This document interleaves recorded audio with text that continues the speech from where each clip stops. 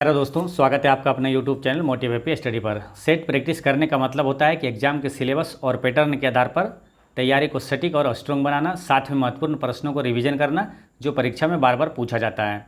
तो आज हम लोग एडुटेरिया का न्यू बुक जो आया है उसका सेट नंबर 5 हम लोग डिस्कशन करेंगे। और ये बुक जो है बिहार एसएससी के सभी एग्जाम के लिए अति महत्वपूर्ण है ना। बिहार एसएससी का जो भी एग्ज़ाम आने वाला है सारे एग्ज़ाम के लिए महत्वपूर्ण है। और हम लोग डिस्कशन इस प्रकार करेंगे जीके जीएस का कि सभी एग्ज़ाम के लिए फ़ायदेमंद रहेगा। सभी एग्ज़ाम के लिए में आप जीके, करंट अफेयर, साइंस में बेस्ट करिएगा, ठीक है। चाहे एसएससी हो, रेलवे हो, कोई भी एग्ज़ाम हो, चाहे बिहार के कोई भी, बिहार पुलिस, बिहार दरोगा, सभी एग्ज़ाम में आप बेहतर करिएगा। तो चलिए शुरू करते हैं। इससे पहले हम लोग 4 सेट करवा चुके हैं, जो लोग नहीं देखें प्ले लिस्ट में जाकर जरूर देख लीजिएगा। तो आज हम लोग सेट नंबर 5 का देखते हैं, ठीक है। तो पहला क्वेश्चन क्या है, निम्न में से किस देश की सीमाएं यूक्रेन की सीमा के साथ लगती है। तो यूक्रेन की सीमा के साथ जो देश लगती है वो उसमें से देखिए, यूक्रेन के साथ जो सीमा लगती है उसमें टोटल 7 देश है ना। यूक्रेन की सीमा जो है कुल 7 देशों के साथ लगती है। रूस, Belarus, Poland, Slovakia, Hungary, Romania और मोल्डोवा है ना। ये 7 देश है जो यूक्रेन की सीमा साझा करती है, ठीक है। एक बार फिर समझिए, रूस, बेलारूस, ठीक है, 2 हो गया। रूस, Belarus, Poland, Slovakia, Hungary, Romania और मोल्डोवा। तो हंगरी, रोमानिया यहाँ ऑप्शन में दिया हुआ है, ठीक है। 3 और ये 4, यानी कि 3 और 4 कहाँ है, ऑप्शन नंबर सी इसका करेक्ट आंसर हो गया, ठीक है। अब जैसे कि यूक्रेन की बात करें तो जैसे कि आपका यूक्रेन जैसे ये है, ठीक है।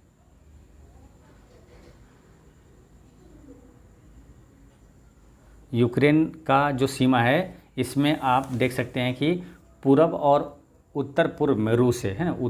पूरब और उत्तर पूर्व में इधर रूस है और उत्तर में बेलारूस है, यहाँ सीमा साझा करती है। पश्चिम में आपका पोलैंड और स्लोवाकिया और हंगरी आएगा। पश्चिम में पोलैंड, स्लोवाकिया और हंगरी आएगा।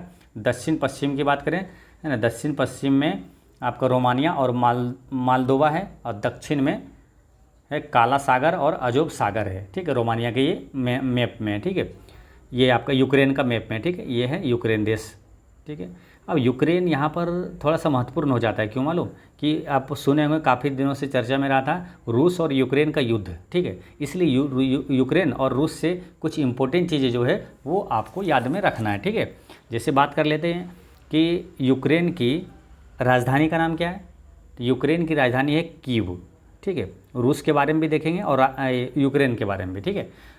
तो यूक्रेन की राजधानी है कीव। यूक्रेन की मुद्रा पूछे तो क्या है, रिबनिया। यूक्रेन की मुद्रा का नाम है रिबनिया। यूक्रेन की मुद्रा है रिबनिया, ठीक है। तो ये याद रखना है, यूक्रेन की राजधानी है कीव और मुद्रा है रिबनिया, ठीक है, ये रिबनिया। और बात करते हैं रूस का, तो ये यूक्रेन का राष्ट्रपति कौन है। देखिए राजधानी याद रखना है, मुद्रा हो गया, राष्ट्रपति पूछे तो वोलोदिमीर जेलेंस्की है, ठीक है। तो जेलेंस्की से ध्यान रखना है, जेलेंस्की यूक्रेन का राष्ट्रपति कौन है, जेलेंस्की है। तो महत्वपूर्ण वहाँ पर राष्ट्रपति है, इसलिए राष्ट्रपति काफ़ी चर्चे में भी रहा था, जेलेंस्की, वोलोदिमीर जेलेंस्की। तो ये याद रखना है। और बात करते हैं कि यूक्रेन का एक काफ़ी चर्चित है परमाणु संयंत्र है ना, चेर्नोबिल परमाणु संयंत्र, जो कि बिहार एसएससी में पहले भी ये क्वेश्चन पूछा हुआ है, ठीक है। और ये फिर ये चर्चे में है, करंट अफेयर में आपको ध्यान रखना है, फिर ये पूछा जाएगा। तो चेर्नोबिल परमाणु संयंत्र कहाँ है, तो यूक्रेन में, ठीक है। ये पहले इसलिए पूछा गया था कि यहाँ पर एक बार परमाणु विस्फोट हुआ था, काफ़ी बहुत खतरनाक हुआ था, परमाणु दुर्घटना हुई थी जिसमें 176 लगभग लोगों की मृत्यु हुई थी, ठीक है। तो ये इसलिए ये अभी चेर्नोबिल जो अभी ये बंद है, ठीक है। तो चेर्नोबिल परमाणु संयंत्र, ये जो घटना हुआ था, बड़ी घटना, परमाणु दुर्घटना, ये 1986 में हुआ था, ठीक है। कहाँ है, तो यूक्रेन में, ठीक, ये याद रखना है। बात करते हैं रूस की, तो रूस की राजधानी कहाँ है, मॉस्को है ना। रूस की राजधानी है मॉस्को और रूस की मुद्रा का नाम क्या है, रूबल है ना। रूस की मुद्रा का नाम है रूबल। और रूस का राष्ट्रपति कौन है, तो व्लादिमीर पुतिन है ना। व्लादिमीर पुतिन ये रूस के राष्ट्रपति हैं, ठीक है। ये सारी चीज़ें ध्यान रखना है। अब बात कर लेते हैं, यहाँ पर ऑप्शन में जो दिया है चीज़ें, बुल्गारिया की राजधानी कहाँ है, सोफिया। बुल्गारिया की राजधानी है सोफिया, ठीक है, याद रखना है, बुल्गारिया की राजधानी है सोफिया। चेक रिपब्लिक की राजधानी कहाँ है? प्राग। चेक रिपब्लिक की राजधानी है प्राग। हंगरी की राजधानी कहाँ है? बुडापेस्ट, है ना। हंगरी की राजधानी है बुडापेस्ट, ठीक है। रोमानिया की राजधानी कहाँ है? तो बुखारेस्ट, है ना। रोमानिया की राजधानी है बुखारेस्ट। इसको थोड़ा रिलेट कर लेंगे ताकि आपको याद रहे, है ना। रोमानिया, है ना। तो बुखारेस्ट, है ना। बुखार से क्या होता है? रोम खड़ा हो जाता है ना, रोम थोड़ा सिहर जाता है। इससे रिलेट कर लेंगे कुछ ना कुछ तो याद रहेगा, ठीक है। तो बुखार से रोम क्या थोड़ा सा रोम खड़ा हो जाता है, तो इसलिए बुखारेस्ट। रोमानिया की राजधानी बुखारेस्ट, रोमानिया की राजधानी बुखारेस्ट, ठीक है। तो इतनी सारी चीज़ें आपको यहाँ पर ध्यान रखना है, ठीक है। तो ये जब जो चीज़ें चर्चा में रहता है इसलिए महत्वपूर्ण रहता है। तो रूस और यूक्रेन का आपको याद रखना है, राजधानी, मुद्रा और राष्ट्रपति कौन है, ये सारी चीज़ें आपको याद में रखना है, ठीक है। चलिए नेक्स्ट क्वेश्चन है, जैव आवर्धन का अर्थ है। तो जैव आवर्धन का अर्थ क्या है ना। जैव आवर्धन का अर्थ आप क्या है ये बताना है। देखिए जैव आवर्धन क्या होता है? जैव आवर्धन का अर्थ यहाँ पर क्या है? आंसर, खाद्य श्रृंखला में किसी प्रदूषक की सांद्रता में वृद्धि। यानी कि देखिए जब जैव अनिम्नीकरणीय प्रदूषणकारी पदार्थ पारिस्थितिकी तंत्र के खाद्य श्रृंखलाओं में विभिन्न पोषण स्तरों के माध्यम से उच्च खाद्य जीवों में स्थापित हो जाते हैं तो उसे जैव आवर्धन की संज्ञा दी जाती है। जैसे कि DDT होता है ना, DDT 2,4-D, है ना। पारा आदि पदार्थ खाद्य श्रृंखला के द्वारा पौधों व जंतुओं के शरीर में जाते हैं और वहीं संचित होते रहते हैं। इनकी सांद्रता प्रत्येक पोषण स्तर पर बढ़ती जाती है और उच्च उपभोक्ता में अधिकतम हो जाती है, ठीक है। तो ये चीज़ें थोड़ा ध्यान रखना है। और यहाँ जो क्वेश्चन आया है, जैसे खाद्य श्रृंखला की बात करें तो खाद्य श्रृंखला से अति महत्वपूर्ण टॉपिक बन जाता है। यहाँ से 2-3 क्वेश्चन है अति महत्वपूर्ण है जो कि पूछा जाता है। खाद्य श्रृंखला में आता क्या क्या है? तो देखिए पहले आता है उत्पादक, ठीक है, उत्पादक, उसके बाद प्राथमिक उपभोक्ता, फिर द्वितीय उपभोक्ता और उसके बाद तृतीय उपभोक्ता, उसके बाद लास्ट में आता है अपघटक, है ना। तो प्राथमिक जो उत्पादक में कौन आता है? तो पौधे, है ना, पेड़ पौधे जो है उत्पादक में आ गया। प्राथमिक उपभोक्ता में आता है शाकाहारी, द्वितीय उपभोक्ता में आता है मांसाहारी और तृतीय उपभोक्ता में भी आता है मांसाहारी, जो कि सबसे ऊपर होता है तृतीय। जैसे बाज होता है, बाज जो मांसाहारी को भी खा जाता है, ठीक है, तो वो होता है तृतीय उपभोक्ता। और लास्ट में होता है क्या? अपघटक। अपघटक में आता है जीवाणु, कवक, ये क्या अपघटक है, ठीक है। तो ये है खाद्य श्रृंखला। अब यहाँ से क्वेश्चन एक और क्या आता है कि एक पोषी स्तर से दूसरा पोषी स्तर, है ना, एक पोषी स्तर से दूसरे पोषी स्तर में ऊर्जा का कितना प्रतिशत स्थानांतरण होता है? तो 10% स्थानांतरण होता है, ठीक है। काफ़ी महत्वपूर्ण प्रश्न है ये। एक पोषी स्तर से दूसरे पोषी स्तर में ऊर्जा का कितना प्रतिशत? 10% स्थानांतरण होता है। अब रेलवे NTPC में एक क्वेश्चन क्या आया था कि ऊर्जा का 10% नियम किसने दिया था? तो लिंडमैन ने दिया था। याद रखना है, काफ़ी महत्वपूर्ण है, लिंडमैन ने दिया था, है ना। ऊर्जा का 10% नियम किसने दिया था? तो लिंडमैन ने दिया था। अब लिंडमैन जैसा ही एक और नाम है न्यूलैंड, है ना। तो याद रखना है, कन्फ्यूजन ना हो इसलिए न्यूलैंड्स के बारे में यहाँ जानते हैं क्या? अष्टक नियम किसने दिया था? तो तत्वों का जो है अष्टक नियम, ये किसने दिया था? तो न्यूलैंड्स ने दिया था ना, न्यूलैंड्स, ठीक है। ये ध्यान रखना है। अष्टक नियम क्या है? अष्टक नियम में क्या बताता है कि प्रत्येक जो तत्व है वो 8वें तत्व के गुण के समान होता है, ठीक है। जैसे कि पहला जो तत्व है वो 8वें के गुण के समान होगा, तो उसी प्रकार पूछ दिया जाएगा आपसे क्या?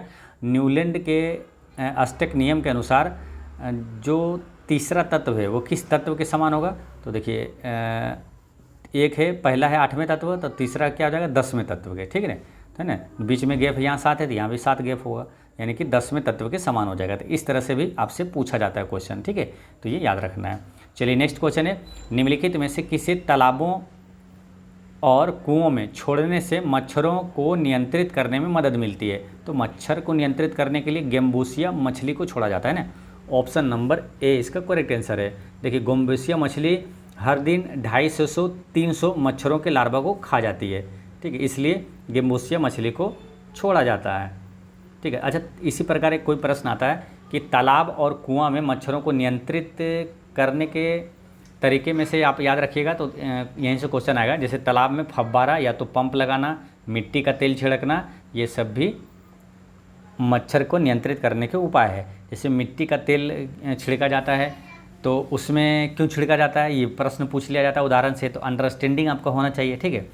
तो उसमें मिट्टी का तेल छिड़का जाता है, जैसे कि मच्छर क्या करती है, तो पानी के जो गंदे पानी हो जाता है ना, तो उस पर परत बना कर लेता है, तो उसका लार्वा वहाँ पे रहता है। लेकिन मिट्टी के तेल डालने पर क्या होता है, पृष्ठ तनाव जो है वहाँ कम हो जाता है, तो लार्वा क्या होता है, डूब जाता है, ठीक है। तो वो इस तरह से मच्छर क्या वहाँ पर ज़्यादा प्रोडक्शन उसका नहीं हो पाता है, ठीक है।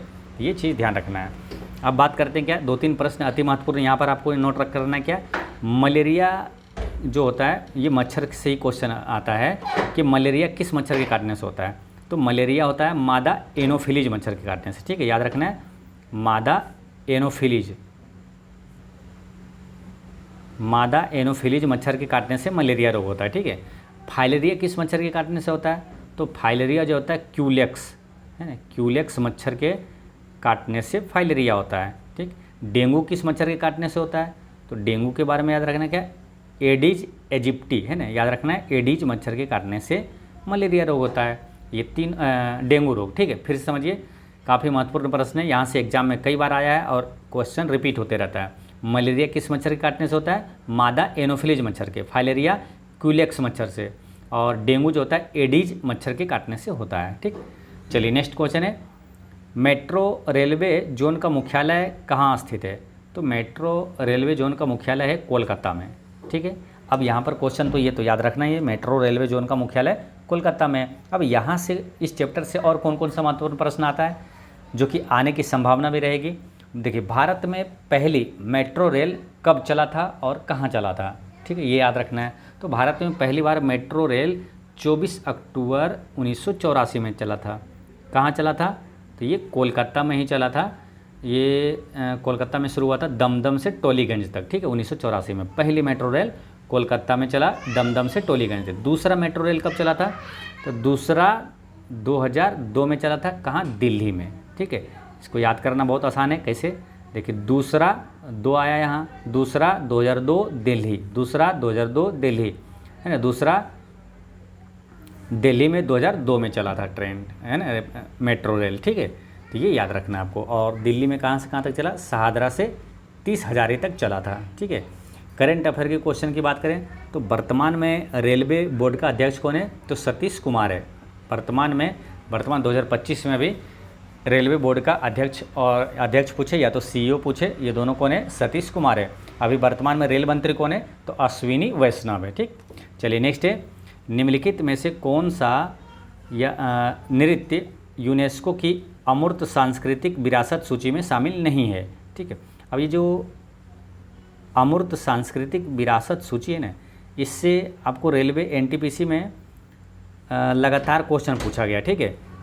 जैसे पिछला जो एग्ज़ाम वाला टेस्ट, उससे पीछे भी प्रश्न पूछा गया था। तो ये जो अमूर्त सांस्कृतिक धरोहर है, ये क्वेश्चन अक्सर एग्जाम में आता है, ये काफ़ी महत्वपूर्ण है, याद रखना है आपको। देखिए, अमूर्त सांस्कृतिक धरोहर कहते किसको मालूम, जैसे कि जो विश्व विरासत स्थल होता है ना, यूनेस्को का विश्व विरासत स्थल, जैसे कि अभी अपना मान के चलिए विश्व विरासत स्थल में जैसे धौलावीरा, ठीक है, तो कोई स्थल है वो धौलावीरा। लेकिन अमूर्त सांस्कृतिक धरोहर किसको बोलते हैं, जिसको छू नहीं सकते ना, जिसको छू नहीं सकते हैं, देख नहीं सकते हैं, वो अमूर्त सांस्कृतिक धरोहर में आ जाता है ना। जैसे कि कालबेलिया क्या है, ये अमूर्त क्या एक नृत्य है, तो इसको छू नहीं सकते, नहीं तो देख सकते हैं, तो ये सांस्कृतिक धरोहर में है, ये है ना कालबेलिया, ठीक है। ये छऊ जो नृत्य है, ये भी सांस्कृतिक अमूर्त सांस्कृतिक धरोहर में शामिल है ये। और आपका ये मुदियट्टू है, ये भी शामिल है, ठीक है। तो अभी तक मालूम टोटल 15 है, तो इसलिए जैसे यहाँ पर पूछ दिया तो ये तीनों आपको मालूम है, तो यहाँ पर बोल देंगे ये वाला आंसर नहीं है, ठीक है, ये नहीं है, ठीक है। तो आपको 15 कौन कौन सा है अमूर्त सांस्कृतिक धरोहर में शामिल, वो आपको याद रखना है। सबसे जो महत्वपूर्ण है वो भी आपको बताएंगे कौन सा सबसे महत्वपूर्ण है। तो पहले एक बार 15 आपको बता देते हैं टोटल, ध्यान से सुनना है, ठीक है, और नोट कर लेना है कौन कौन सा 15 अमूर्त सांस्कृतिक धरोहर है। देखिए, पहला है कुट्टियाट्टम, क्या है, कुट्टियाट्टम, है ना, देखिए ध्यान से आप सुनिएगा, है ना। जैसे कुट्टियाट्टम बोले तो घबराना नहीं है, कुट्टियाट्टम खुद से भी लिख सकते हैं ना, कुट्टियाट्टम। तो कुट्टियाट्टम जो है, कुट्टियाट्टम संस्कृत थिएटर है ये, ठीक है। पहला है कुट्टियाट्टम, दूसरा वैदिक जप की परंपरा, तीसरा है रामलीला, है ना, रामायण का पारंपरिक प्रदर्शन, तो रामलीला ही याद रखना ध्यान से। चौथा है रम्मान, जो कि भगवान भारत के गढ़वाल हिमालय के धार्मिक उत्सव और परंपरा का मंचन है ये रम्मान, ठीक है। चौथा हो गया। पाँचवा है छऊ नृत्य, और छठा है राजस्थान का कालबेलिया। ये देखिए कालबेलिया अमूर्त सांस्कृतिक धरोहर में है, इसलिए आपसे यहाँ भी प्रश्न पूछा गया है, और इससे ये भी पूछा जाता है कि ये कहाँ का नृत्य है, इसलिए क्योंकि ये सांस्कृतिक अमूर्त सांस्कृतिक धरोहर में शामिल है, तो जो भी यूनेस्को की सूची में है वो महत्वपूर्ण हो जाता है, वहाँ से प्रश्न पूछा जाता है। तो राजस्थान का है ये कालबेलिया। 6 आप बता चुके हैं। एक है मुदियट्टू, जो कि ये मुदियट्टू है, ये अमूर्त सांस्कृतिक धरोहर में ये शामिल है। मुदियट्टू कहाँ, केरल का है, ठीक है। और फिर है लद्दाख का बौद्ध जप, लद्दाख का बौद्ध जप। और 9वां है मणिपुर का संकीर्तन, है ना, अनुष्ठान, गायन, ढोलक बजाना और नृत्य करना, ये मणिपुर का संकीर्तन हो गया 9वां। 10 है जंडियाला गुरु, यानी पंजाब या भारत के ठठेरों के बीच पारंपरिक तौर पर पीतल और तांबे के बर्तन बनाने का शिल्प यानी कलाकारी, तो वो जंडियाला गुरु ये है अमूर्त सांस्कृतिक धरोहर में शामिल है, ठीक है। ये 10 हो गया। अब छोटे छोटे नाम है जो कि आपको याद रखना है, 5 लास्ट 5 कौन कौन सा, नवरोज, योग, कुंभ मेला, कोलकाता में दुर्गा पूजा और गुजरात का गरबा, ठीक है। तो यहाँ पर फिर से समझिए लास्ट का 5 कौन सा, नवरोज, योग, कुंभ और दुर्गा पूजा और गुजरात का गरबा, ठीक है। तो पिछली बार क्या हुआ, जब 2021 में दुर्गा पूजा को अमूर्त सांस्कृतिक धरोहर में शामिल किया गया था, तो उस समय एग्जाम हुआ था, तो क्वेश्चन आ गया था डायरेक्ट कि इसमें से किसे, कोलकाता के किस मतलब पूजा को, इनमें से किसको अमूर्त सांस्कृतिक धरोहर में शामिल किया गया, तो दुर्गा पूजा को शामिल किया गया था। अभी लाटेस्ट 2023 में जो है सबसे लाटेस्ट गुजरात के गरबा नृत्य को शामिल किया गया अमूर्त सांस्कृतिक धरोहर में, तो सबसे ज़्यादा यहाँ पर महत्वपूर्ण हो जाता है गरबा, ठीक है। तो क्वेश्चन आ जाएगा कि गरबा जो है जिसे अमूर्त सांस्कृतिक धरोहर में ये शामिल किया गया है वो किस राज्य का नृत्य है, ठीक है। या तो गुजरात के किस नृत्य को अमूर्त सांस्कृतिक धरोहर में ये शामिल किया गया है अमूर्त सांस्कृतिक विरासत सूची में, तो गरबा को, ठीक है। तो ये सारे चीज़ें आपको याद रखना है, ठीक है। चाहे तो एक बार हम फिर आपको बोल देते हैं। देखिए कुटियाटम वैदिक जप की परंपरा, रामलीला, रम्मान, राजस्थान का कालबेलिया, मुदियट्टू, लद्दाख का बौद्ध जप, मणिपुर का संकीर्तन, जंडियाला गुरु, नवरोज, योग, कुंभ मेला, दुर्गा पूजा और गुजरात का गरबा, ठीक है। ये सभी अमूर्त सांस्कृतिक धरोहर में ये शामिल है, ठीक है। चलिए नेक्स्ट क्वेश्चन देखते हैं। निम्नलिखित में से कौन सी समिति भारत में पंचायती राज संस्थाओं से संबंधित नहीं है, तो पंचायती राज संस्था से संबंधित ये तो आपको मालूम है, अशोक मेहता है, बलवंत राय मेहता समिति है, और ये भी है थुंगन समिति भी है, ठीक है। तो ये पंचायती राज संस्थाओं से ये संबंधित है, ठीक है। ये वाई के अलग समिति किससे संबंधित है मालूम, ये गरीबी रेखा से संबंधित है ना, पीछे आपको सेट में बताया था गरीबी रेखा से संबंधित सभी जो समिति है, तो वाई के अलग समिति जो है ये गरीबी रेखा से ये संबंधित है। अब बात करते हैं ये जो 2 नाम है, पहले इसी की बात करते हैं, ठीक है। बलवंत राय मेहता समिति और अशोक मेहता समिति से जो प्रश्न आता है, तो क्वेश्चन क्या आता है कि भारत में जो त्रिस्तरीय पंचायती राज व्यवस्था का सुझाव किसने दिया था। त्रिस्तरीय आपको पीछे याद करवाए थे क्या, त्रिस्तरीय और एक आता है द्विस्तरीय, ठीक है। तो ये यही दो नाम है, यही दोनों व्यक्ति दिया था, अशोक मेहता और बलवंत राय मेहता। जब पढ़ते हैं ना, पढ़ने के बाद भी आपको कन्फ्यूजन होता है तो यहाँ पर ऐसे देखना है। देखिए त्रिस्तरीय पंचायती राज व्यवस्था का सुझाव 3 शब्द वाला बलवंत राय मेहता, ठीक है। और द्विस्तरीय वाला पूछेगा तो 2 शब्द वाला, कौन सा समिति है, 2 शब्द वाला अशोक मेहता, ठीक है। तो ये ध्यान रखना है। तो त्रिस्तरीय पंचायती राज व्यवस्था का सुझाव 3 शब्द वाला बलवंत राय मेहता ने दिया था, और द्विस्तरीय पंचायती राज का सुझाव किसने दिया, अशोक मेहता ने दिया था, ठीक है। ये याद रखना है। पंचायती राज और नगर पालिका काफ़ी महत्वपूर्ण हो जाता है, यहाँ से प्रश्न पूछा जाता है, गारंटी के साथ हमेशा आता है, इसलिए पंचायती राज और नगर पालिका को हमेशा रिवीजन करना चाहिए, ठीक है। आप यहाँ पर पंचायती राज के बारे में बताएंगे और नगर पालिका, दोनों ध्यान से नोट कर लीजिएगा। देखिए पंचायती राज सबसे पहले भारत में पंचायती राज व्यवस्था कब लागू हुआ, कहाँ लागू हुआ था, तो 2 अक्टूबर 1959 में, 2 अक्टूबर 1959 को राजस्थान के नागौर जिला में ये लागू हुआ था, ठीक है। लेकिन संवैधानिक रूप से ये कब लागू हुआ और किस संविधान संशोधन के तहत इसे संविधान में लागू किया गया, उसके बारे में जानते हैं। देखिए पंचायती राज व्यवस्था जो है किस संविधान संशोधन के तहत संविधान में लागू हुआ, तो 73वां संविधान संशोधन के तहत पंचायती राज व्यवस्था को संवैधानिक दर्जा दिया गया। और नगर पालिका 74वां संविधान संशोधन का, दोनों साथ साथ चलेगा, ठीक है। पंचायती राज व्यवस्था 73वां संविधान संशोधन के तहत और नगर पालिका 74वां संविधान संशोधन के तहत इसे संवैधानिक दर्जा दिया गया। पंचायती राज किस अनुसूची में रखा गया इसे? तो 11वीं अनुसूची में, और नगर पालिका 12वीं अनुसूची में। तो जो 12 अनुसूची है तो लास्ट वाला जो अनुसूची है 11, 12 यही है ना, नगर पालिका 11वीं में पंचायत और 12वीं अनुसूची में क्या है? नगर पालिका। और ये जो 11वीं अनुसूची है इसमें कितना विषय है मालूम? ये क्वेश्चन पूछा जाता है। तो इसमें 29 विषय है और 12वीं अनुसूची में कितना विषय है? तो 18 विषय है। ठीक है, 12वीं अनुसूची में 18 विषय है, इसको याद ऐसे रख लेना है। महाभारत में पर्व की संख्या कितनी? 18 है। भारत में बायोस्फीयर रिजर्व कितना? 18 है। पुराणों की संख्या कितनी? 18 है। 12वीं अनुसूची में कितने विषय हैं? तो 18 है। ठीक, अब बात करते हैं पंचायत किस भाग में है? तो भाग 9 में है पंचायत, और भाग 9 के ए में है नगर पालिका। ठीक है, तो इतनी सारी चीज़ें याद रखना है। अच्छा, 73वां संविधान संशोधन जो अधिनियम है ये लागू कब हुआ था? 73वां संविधान संशोधन अधिनियम ये लागू होता है, इसको नोट कर लीजिए। ठीक है, अब आगे चलते हैं। 73वां संविधान संशोधन अधिनियम जो है ये लागू हुआ था 24 अप्रैल 1993 में लागू हुआ था। ये अधिनियम था 1992 को, लेकिन 1993 में लागू हुआ। ठीक है, तो 73वां संविधान संशोधन अधिनियम ये पंचायती राज से संबंधित है। ये 24 अप्रैल 1993 में लागू हुआ। तो यहीं से एक अति महत्वपूर्ण प्रश्न आता है कि राष्ट्रीय पंचायत दिवस, पंचायती राज दिवस जो है कब मनाया जाता है? तो 24 अप्रैल को राष्ट्रीय पंचायती राज दिवस मनाया जाता है। ठीक है, 24 अप्रैल को ही सचिन तेंदुलकर का भी जन्मदिन है। ठीक है, अच्छा, ग्राम पंचायत गठन किस अनुच्छेद में? तो अनुच्छेद 40 में है, ग्राम पंचायत का गठन है। ठीक है, तो इतनी सारी चीज़ें यहाँ पर याद रखना है। चलिए नेक्स्ट क्वेश्चन है, 11वां मौलिक कर्तव्य किस संवैधानिक संशोधन द्वारा जोड़ा गया था? 11वां मौलिक कर्तव्य, तो आपको मालूम है कि टोटल 11 मौलिक कर्तव्य अभी है, पहले 10 था, बाद में 11वां मौलिक कर्तव्य जोड़ा गया था। ठीक है, तो अब टोटल हो गया 11। तो 11वां मौलिक कर्तव्य किस संविधान संशोधन के तहत जोड़ा गया था? तो ये 86वां संविधान संशोधन के तहत 2002 में जोड़ा गया था। ठीक है, तो ये याद रखना है। 86वां संविधान संशोधन में है क्या? तो इसमें 6 से 14 वर्ष तक के बच्चों को शिक्षा का अवसर प्रदान करना ये माता पिता का कर्तव्य होगा। ठीक है, ये है 11वां मौलिक कर्तव्य।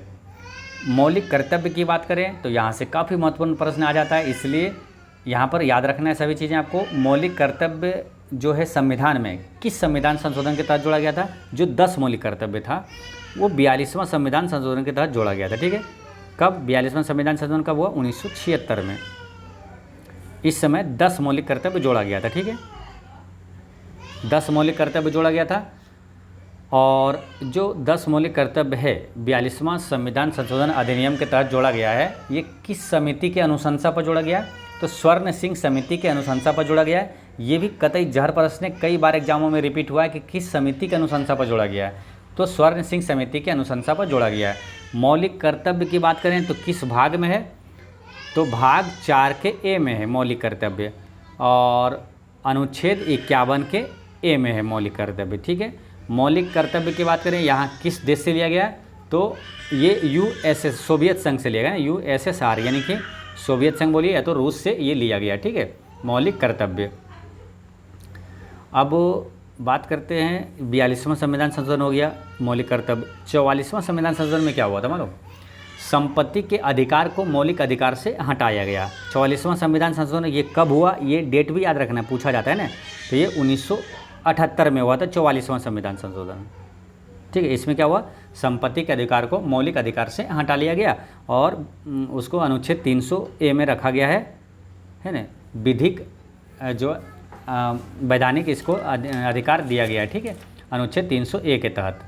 तो इतनी सारी चीज़ें आपको यहाँ पर याद रखना है। चलिए नेक्स्ट क्वेश्चन है,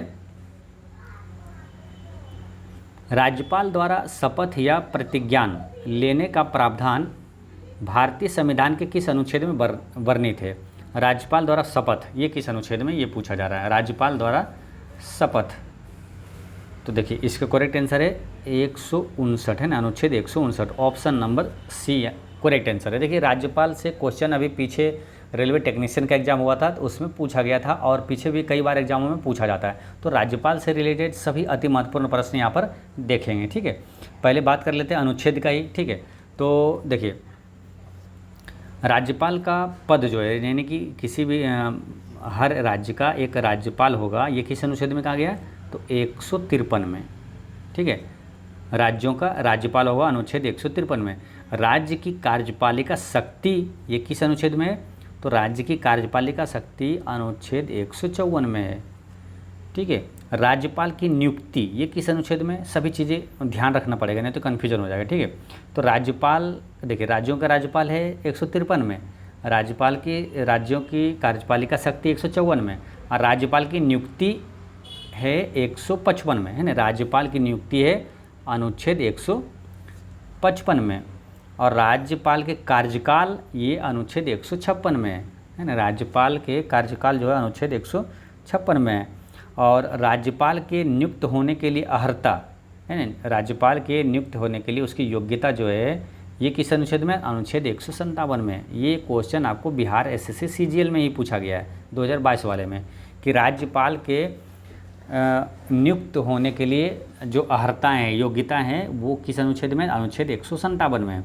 अच्छा, राज्यपाल के पद के लिए शर्तें ये अनुच्छेद 158 में है, और राज्यपाल द्वारा शपथ जो है अनुच्छेद 159 में है, ठीक है। और कुछ आकस्मिकताओं में राज्यपाल के कृत्यों का निर्वहन जो है अनुच्छेद 160 में है, ठीक। इतनी सारी चीज़ें याद रखना है। अब यहाँ पर और भी कुछ महत्वपूर्ण चीज़ें हैं इनसे, जो कि आपको याद रखना है। राज्यपाल को क्षमादान की शक्ति किस अनुच्छेद में? अनुच्छेद 161 में है, जबकि भारत के जो राष्ट्रपति हैं उनको क्षमादान की शक्ति अनुच्छेद कितना? 72 में है, ठीक है। राज्यपाल को क्षमादान की शक्ति है अनुच्छेद 161 में। अच्छा, स्वतंत्रता के बाद बिहार के पहले राज्यपाल कौन थे? बिहार के एग्जाम की दृष्टि से कतई जहर प्रश्न है, याद रखना है। स्वतंत्रता के बाद बिहार के पहले राज्यपाल कौन थे? जयराम दास दौलतराम, ठीक है। बिहार का भी वर्तमान 2025 में राज्यपाल कौन है? तो आरिफ मोहम्मद खान है, ठीक। राज्यपाल की नियुक्ति किसके द्वारा किया जाता है? तो राष्ट्रपति के द्वारा किया जाता है। अगर क्वेश्चन आपसे पूछता है कि राज्यपाल का कार्यकाल कितना होता है, तो याद रखना है राज्यपाल जो है राष्ट्रपति के प्रसाद पर्यंत ये अपने पद पर रहते हैं, ठीक है। यानी कि राष्ट्रपति जब चाहे इनको नियुक्त कर सकता है, जब चाहे उनको हटा सकता है, ठीक है। इनका कोई कार्यकाल नहीं होता है राज्यों के राज्यपाल का, ठीक है। तो ये सारी चीज़ें आपको याद रखना है। चलिए नेक्स्ट क्वेश्चन है, क्वेश्चन नंबर है 9।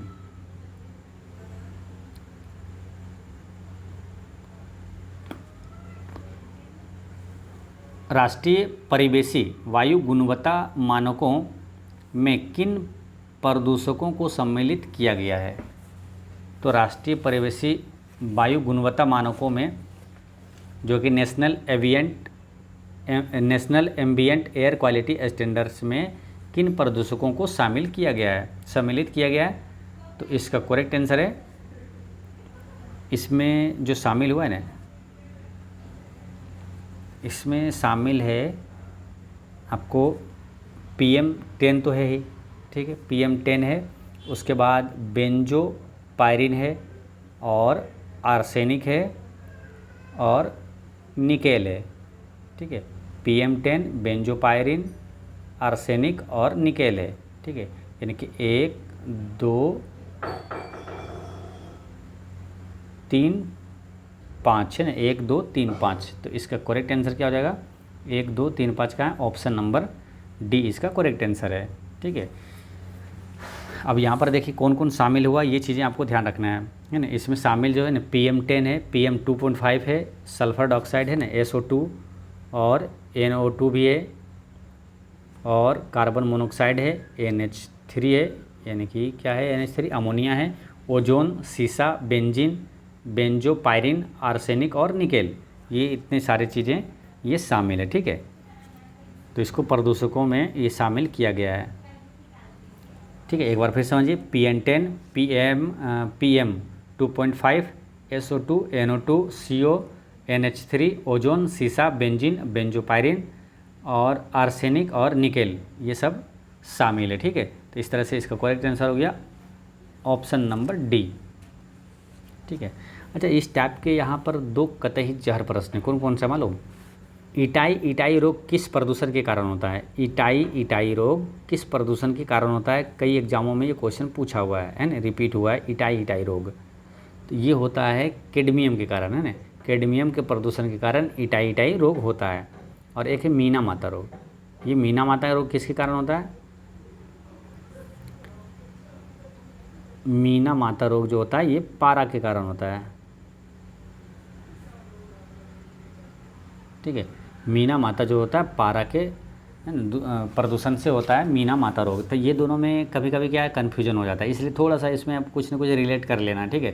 जैसे इटाई कैडमियम, इटाई कैडमियम।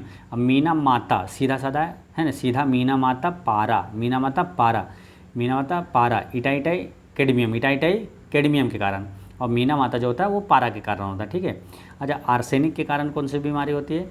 तो ब्लैक फुट डिजीज होता है ना, काले पैर की बीमारी होता है आर्सेनिक की प्रदूषण के कारण, ठीक है। तो ये चीज़ें यहाँ पर याद रखना है। चलिए नेक्स्ट क्वेश्चन है, भारत में अविश्वास प्रस्ताव के संदर्भ में निम्नलिखित कथनों पर विचार कीजिए। तो अविश्वास प्रस्ताव के बारे में और पूछा है कौन सा सही है। तो देखिए, भारतीय संविधान में कहीं भी अविश्वास प्रस्ताव का उल्लेख नहीं किया गया, ये सही है। अविश्वास प्रस्ताव केवल लोकसभा में ही पुनः स्थापित किया जा सकता है, ये भी सही है। अविश्वास प्रस्ताव लाने हेतु न्यूनतम 50 सदस्यों का समर्थन आवश्यक है, ये भी सही है, ठीक है। तो इस तरह से इसका करेक्ट आंसर होता है ऑप्शन नंबर डी, 1, 2 एंड 3 ये तीनों सही है, ठीक है। तो ये चीज़ें ध्यान रखना है। यहाँ पर कुछ इंपॉर्टेंट क्वेश्चन और भी है, क्या मालूम? किस प्रधानमंत्री को अविश्वास मत से पराजित किया गया है? तो ऐसे 3 हैं प्रधानमंत्री जिसको अविश्वास लाने के बाद उसे पराजित भी कर दिया गया। कौन कौन सा है? तो विश्वनाथ प्रताप सिंह, HD देवगौड़ा और अटल बिहारी वाजपेयी है, ठीक है। अच्छा, एक क्वेश्चन और भी यहाँ याद रखना, क्या पहला अविश्वास प्रस्ताव किसके खिलाफ लाया गया था, है ना, किस प्रधानमंत्री के खिलाफ पहला अविश्वास प्रस्ताव लाया गया था? तो ये लाया था जवाहरलाल नेहरू के खिलाफ, है ना, 1963 में,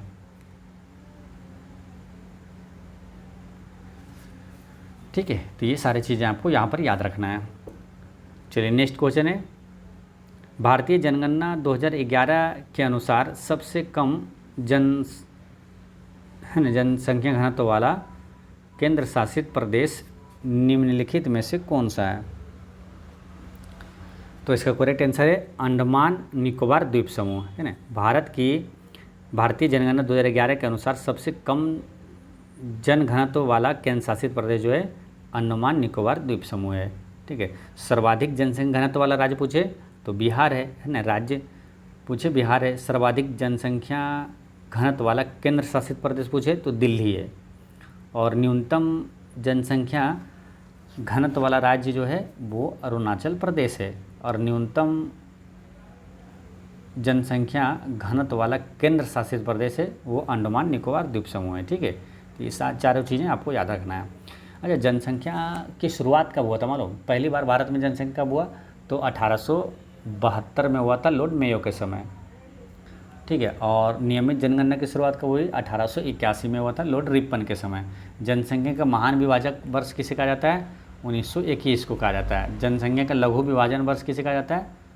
1951 को कहा जाता है, ठीक है। तो इतनी सारी चीज़ें यहाँ पर याद रखना है। चलिए नेक्स्ट क्वेश्चन है, काली मृदा के संबंध में निम्नलिखित कथनों में से कौन सा कथन सही है? तो इसमें लोहे के अंश अपेक्षाकृत अधिक होते हैं। इसका निर्माण बेलास्टिक लावा के विखंडन के फलस्वरूप हुआ है। इसे कपासी मृदा या रेगुर मृदा भी कहा जाता है। तो इसका करेक्ट आंसर है ऑप्शन नंबर डी, इनमें सभी सही है, ठीक है। इसका करेक्ट आंसर हो गया ऑप्शन नंबर डी, इसमें सभी सही है। अच्छा, बात कर लेते हैं मृदा है ना, यहाँ मिट्टी की बात करें तो भारत में सबसे ज़्यादा क्षेत्र में कौन सी मिट्टी पाई जाती है? जलोढ़ मिट्टी, है ना। सबसे ज़्यादा क्षेत्रफल में जलोढ़ मिट्टी पाई जाती है। और सर्वाधिक उपजाऊ मिट्टी कौन सा है? तो वो भी जलोढ़ मिट्टी है। चाय और कॉफ़ी के लिए सर्वाधिक उपयुक्त मिट्टी कौन सा है?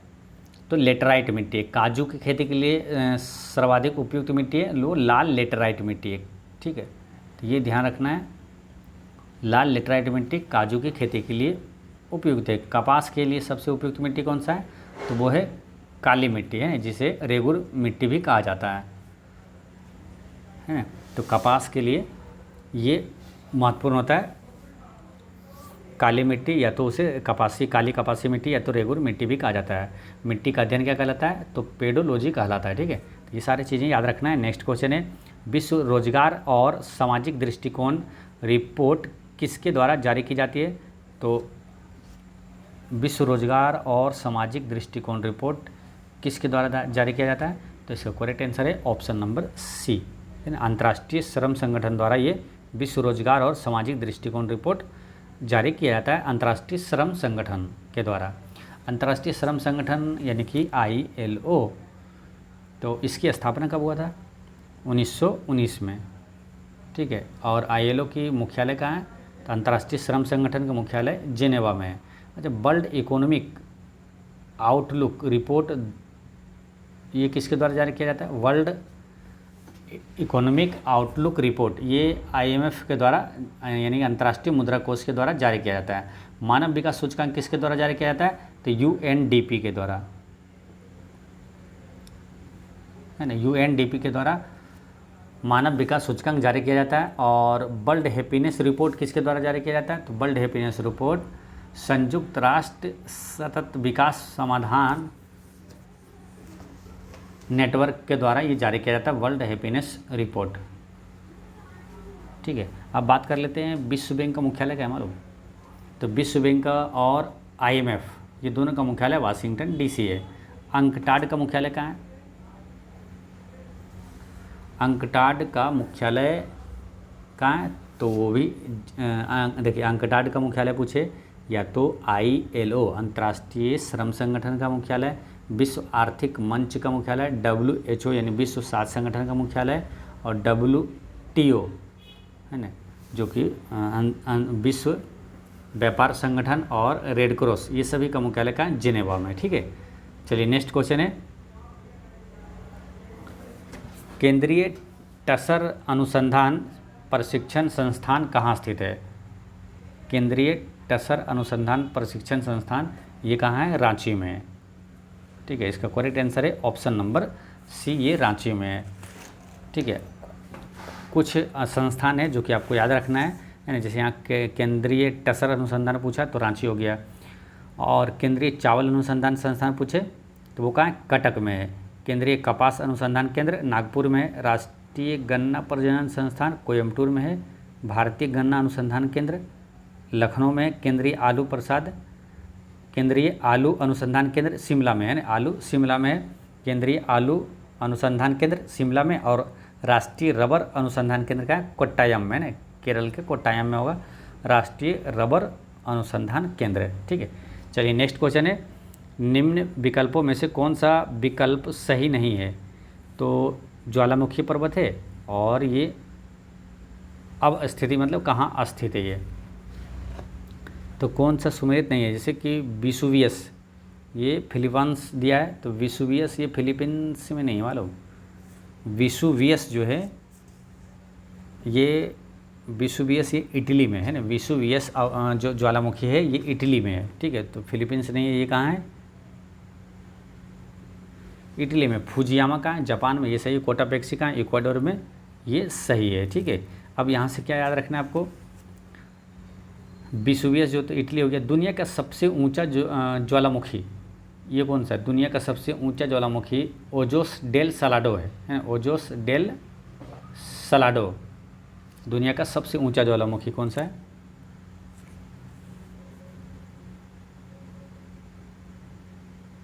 ओजोस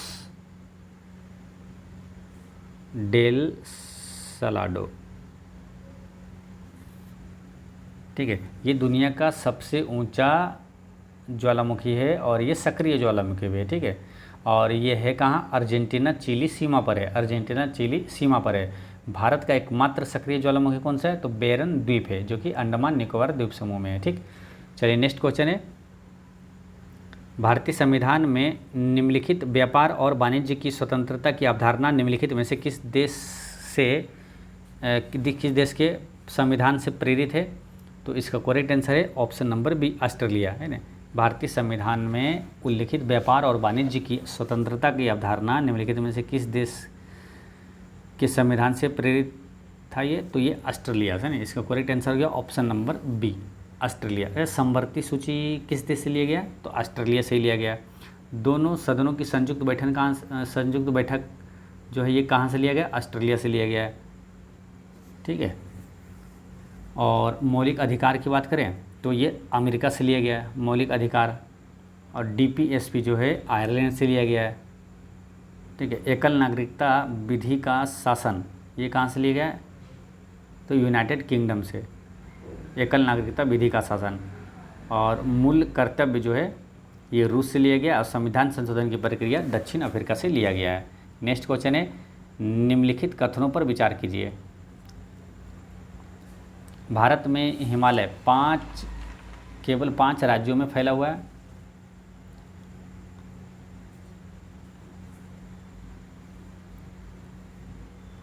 ये गलत है। ठीक है। और ये क्या पश्चिमी घाट केवल 5 राज्यों में फैले हुए हैं?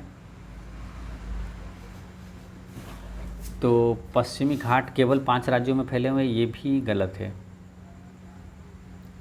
पुलिकट झील केवल 2 राज्यों में फैली हुई है ना? तो ये सही है। पुलिकट झील केवल 2 राज्यों में फैली है, सही है। ऑप्शन नंबर 20 का करेक्ट आंसर है। ठीक है।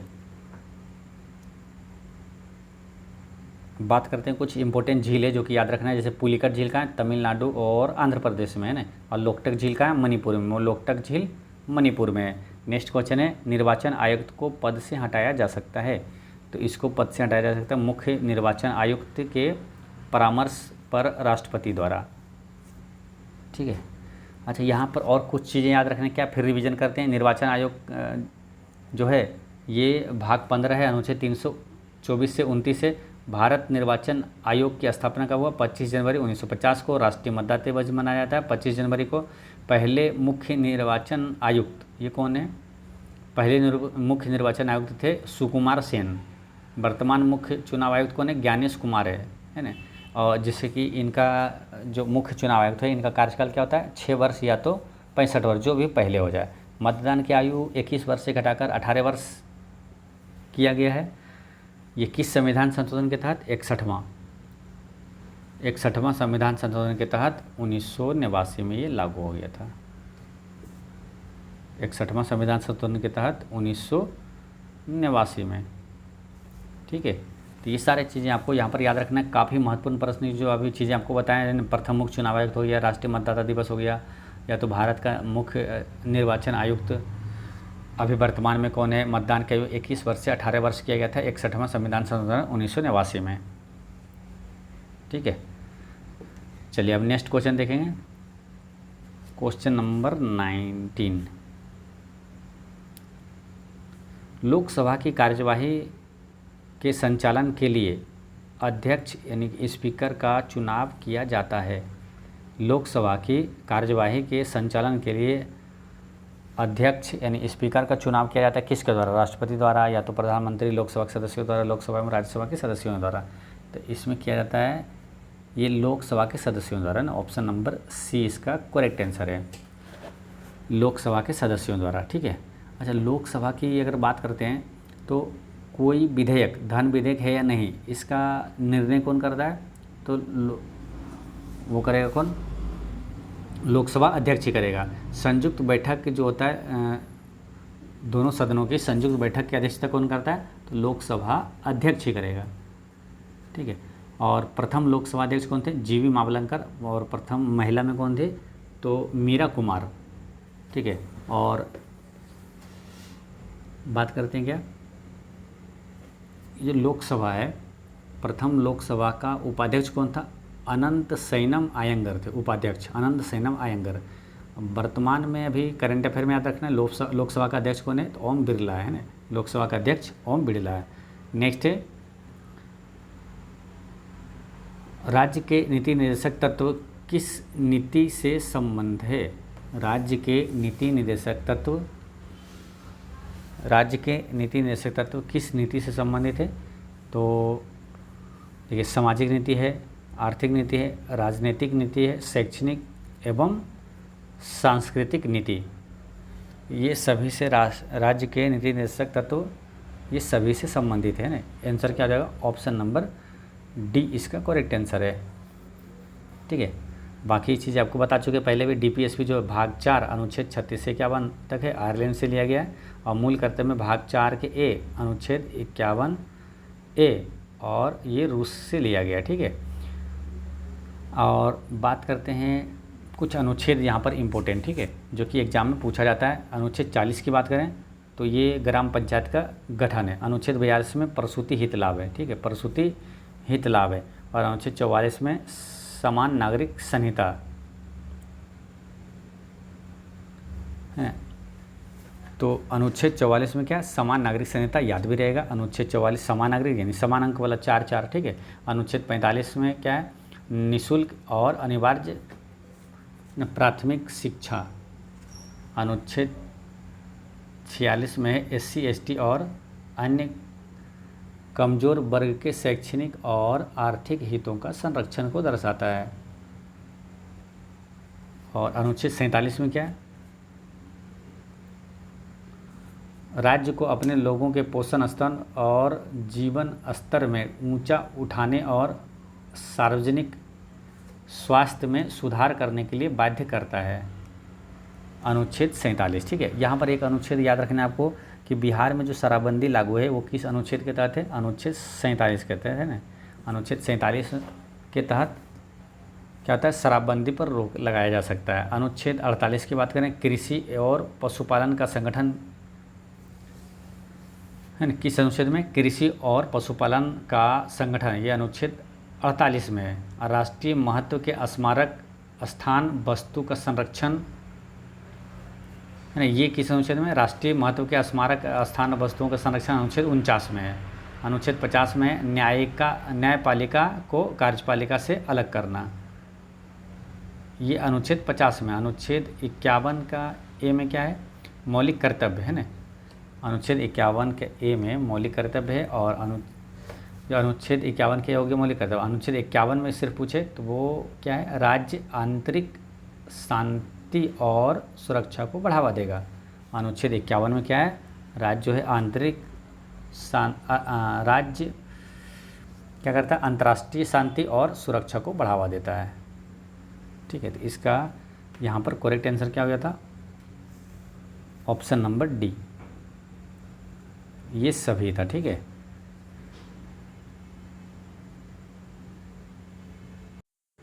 चलिए नेक्स्ट क्वेश्चन देखते हैं कि निम्नलिखित भारतीय राज्यों में किस राज्य विधानसभाओं में सदस्यों की संख्या अधिक है? तो किसमें विधानसभा की सदस्य संख्या सबसे अधिक है? ये ऑप्शन के अनुसार आपको बताना है। तो अरुणाचल प्रदेश में विधानसभा सीट कितना है? 60 है। ठीक है, हिमाचल प्रदेश में विधानसभा सीट की संख्या कितनी है? 68 है। और मध्य प्रदेश में विधानसभा सीट की संख्या 230 है। और राजस्थान में कितना है? तो राजस्थान में है 200। ठीक है, तो इसमें सबसे ज़्यादा किस में हो गया? मध्य प्रदेश है ना। आंसर क्या हो गया? ऑप्शन नंबर सी इसका करेक्ट आंसर है। तो ये ऑप्शन के अनुसार से यहाँ पर आंसर हुआ था मध्य प्रदेश। ठीक है, लेकिन अगर पूछे आपसे कि अगर ऑप्शन में यहाँ पर उत्तर प्रदेश रहता तो उत्तर प्रदेश का सबसे ज़्यादा हो जाता है। क्यों? क्योंकि सबसे ज़्यादा विधानसभा सीट की संख्या किसका है? तो यूपी का है। कितना है? 403 सीट है ना। 403 सीट है उत्तर प्रदेश का। सबसे ज़्यादा विधानसभा सीट की संख्या यूपी का है। ठीक है, और सबसे ज़्यादा लोकसभा सीट भी संख्या भी उत्तर प्रदेश का ही है। कितना है लोकसभा सीट की संख्या? वो है 80। राज्यसभा सीट की संख्या भी सबसे ज़्यादा है उत्तर प्रदेश से ही। कितना है? 31 है। ठीक है, ये चीज़ें आपको इम्पोर्टेंट है, यहाँ पर याद रखना है। ठीक है, अच्छा बिहार की बात कर लेते हैं। तो बिहार में विधानसभा सीट कितना है? 243 है विधानसभा सीट।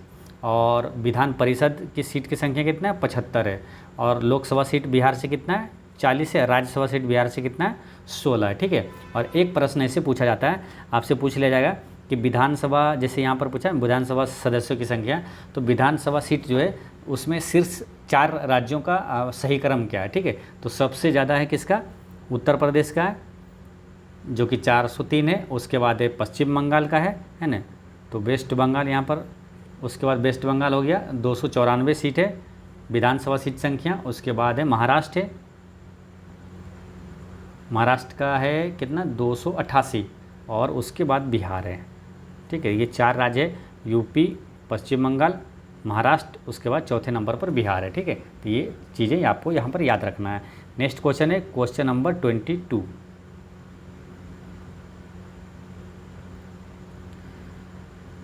कृषि विपणन प्रणाली में सुधार के लिए भारत सरकार द्वारा अपनाया गया नीतिगत उपाय क्या है? कृषि विपणन प्रणाली में सुधार के लिए भारत सरकार द्वारा अपनाया गया नीतिगत उपाय क्या है? तो सार्वजनिक वितरण प्रणाली है ना, पब्लिक डिस्ट्रीब्यूशन सिस्टम जो है, और न्यूनतम समर्थन मूल्य यानी कि एमएसपी जिसको बोलते हैं, मिनिमम सपोर्ट प्राइस, और बफर स्टॉक का रखरखाव, ये सभी जो है ये कृषि विपणन प्रणाली में सुधार के लिए भारत सरकार द्वारा अपनाया गया ये उपाय है। ठीक, यानी आंसर हो गया ऑप्शन नंबर डी, यहाँ पर करेक्ट आंसर है। ठीक है, अच्छा यहाँ पर बात आई है कृषि। ठीक है, इससे रिलेटेड जो अति महत्वपूर्ण प्रश्न है यहाँ पर एक बार रिवीजन करेंगे। ठीक है, जैसे भारतीय कृषि अनुसंधान संस्थान कहाँ है? नई दिल्ली में। भारतीय उपमहाद्वीप के किस नौपाषाणकालीन स्थल पर कृषि सबसे पहला कृषि का साक्ष्य मिला था? तो सबसे पहले कृषि का साक्ष्य मिला था मेहरगढ़ से। मेहरगढ़ कहाँ? पाकिस्तान में है। करेंट अफेयर की बात करें तो वर्तमान 2025 में अभी भारत का कृषि मंत्री कौन है? तो शिवराज सिंह चौहान है। ठीक, चलिए नेक्स्ट क्वेश्चन है आरबीआई कैश रिजर्व अनुपात जो है ना, CRR को कम करता है तो ऋण सृजन पर क्या प्रभाव पड़ेगा? तो इस पर क्या होगा? ये बढ़ेगा, है ना। जब CRR कम होता है तो ऋण सृजन जो है ये बढ़ेगा। ठीक है, तो ये याद रखना है। इसका करेक्ट आंसर हो गया ऑप्शन नंबर बी। ठीक है, जैसे कि नकदी रिजर्व अनुपात जितना अधिक होगा बैंकों द्वारा ऋण देने की गुंजाइश उतनी ही कम होगी। ठीक है, अच्छा यहाँ पर कुछ इंपॉर्टेंट क्वेश्चन क्या याद रखना है, जैसे जिस ब्याज दर पर आरबीआई वाणिज्यिक बैंकों को ऋण देता है वो क्या कहलाता है? तो रेपो रेट कहलाता है ना, रेपो दर। ठीक है, काफ़ी महत्वपूर्ण प्रश्न है। जिस ब्याज दर पर आरबीआई वाणिज्यिक बैंकों को ऋण देता है उसे का क्या कहा जाता है? रेपो रेट, है ना, रेपो दर। और जिस दर पर वाणिज्यिक बैंक आरबीआई को ऋण देता है वो क्या कहलाएगा? तो वो रिवर्स रेपो रेट कहलाएगा ना, रिवर्स रेपो दर कहलाता है। ठीक है, ये याद रखना है। अभी बात करें आरबीआई की, तो आरबीआई के बारे में आपको हमेशा बताते हैं, रिवीजन करवाते हैं। आरबीआई की स्थापना 1 अप्रैल 1935 को होता है। आरबीआई का राष्ट्रीयकरण कब हुआ था?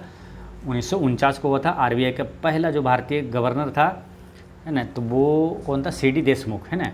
और वर्तमान करेंट अफेयर में अभी आरबीआई के गवर्नर कौन है? संजय मल्होत्रा है। संजय मल्होत्रा। अभी करेंट अफेयर में 3 नाम ऐसे ही हैं, इसलिए हमेशा रिवीजन करना है, कन्फ्यूजन ना हो।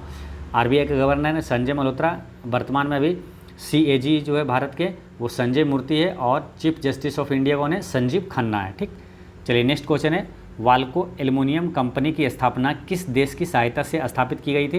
तो इसका करेक्ट आंसर है सोवियत संघ के सहायता से स्थापित की गई थी। इसी तरह इससे ज़्यादा महत्वपूर्ण प्रश्न कौन सा है? तो वो है ना भिलाई इस्पात संयंत्र जो है ये किस देश के सहयोग से स्थापित हुआ था? तो ये सोवियत संघ के सहयोग से ये स्थापित हुआ था ना। और बोकारो स्टील प्लांट भी सोवियत संघ के सहयोग से स्थापित हुआ था। ठीक है, ये 3 प्रश्न यहाँ पर देखिए एक जैसा हो गया। वाल्को एल्युमिनियम कंपनी की स्थापना सोवियत संघ के सहयोग से, भिलाई और बोकारो इस्पात संयंत्र भी ये भी सोवियत संघ के सहयोग से, और मौलिक कर्तव्य किस देश से लिया गया? ये भी सोवियत संघ से लिया गया। ठीक है, तो ये सारी चीज़ें याद रखना है। और बात कर लेते हैं क्या स्टील प्लांट में इसी तरह है, जैसे भिलाई स्टील प्लांट है, और राउरकेला और दुर्गापुर, ये तीनों स्टील प्लांट की स्थापना दूसरी पंचवर्षीय योजना में हुआ था। तो भिलाई रूस के सहयोग से, यानी कि सोवियत संघ यानी कि रूस के सहयोग से, तो उसको याद रख लेना बीरू भीरू, है ना। तो यानी याद रहेगा आपको भीरू और बीरू, यानी कि भिलाई रूस के सहयोग से और बोकारो रूस के सहयोग से। और राउरकेला जो है स्टील प्लांट किस देश के सहयोग से स्थापित हुआ था? तो जर्मनी के सहयोग से स्थापित हुआ था। तो राउरकेला याद रखना है राज्य, है ना, राज्य से क्या हो जाएगा? राउरकेला जर्मनी के सहयोग से स्थापित हुआ था। और दुर्गापुर ब्रिटेन के सहयोग से स्थापित हुआ। याद रखना है द्रविड़ नाम रखना है, यानी कि दुर्गापुर ब्रिटेन के सहयोग से ये स्थापित हुआ है। नेक्स्ट क्वेश्चन है भारत के उत्तर पश्चिमी मैदान में पश्चिमी विक्षोभ से जाड़े में होने वाली वर्षा की मात्रा क्रमशः कम हो जाती है। ये कैसे कम होती है? तो ये पश्चिम से पूर्व की ओर ये कम होती है ना।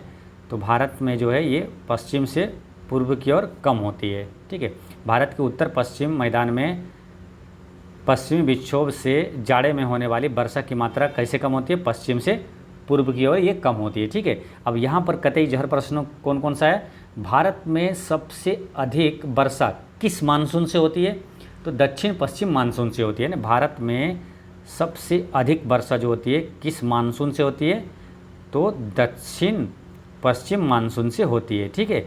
ये काफ़ी महत्वपूर्ण प्रश्न है, एक याद रखना है इसको। अच्छा, विश्व में सबसे अधिक वर्षा कहाँ होती है, तो वो होता है मेघालय के मासिनराम में, मेघालय के मासिनराम में। और विश्व में सबसे कम वर्षा होती है आटाकामा रेगिस्तान जो कि चिली में है। अब भारत में सबसे कम वर्षा होती है लद्दाख की राजधानी लेह में।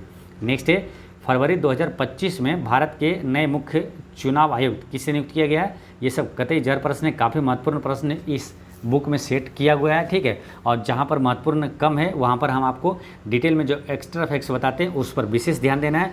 जो भी चीज़ें हम एक्स्ट्रा फैक्ट्स बताते हैं वो सभी अति महत्वपूर्ण है, वो आप कोई भी एग्जाम दीजिएगा सभी एग्जाम में आपको काम आएगा। और बेस्ट जो जीके जीएस के आप किसी भी एग्जाम के एसएससी हो, रेलवे हो, चाहे बिहार कोई भी एग्जाम को आप पेड कोर्स का क्लास करते होंगे, वो सारे का निचोड़ और सारे का जो एक होता है ना कि मनी, वो रामबाण, वो हम आपको बताते हैं, ठीक है। जो आपको वहाँ भी नहीं मिलता है पेड क्लास में, वो चीज़ें यहाँ पर आपको बता देते हैं।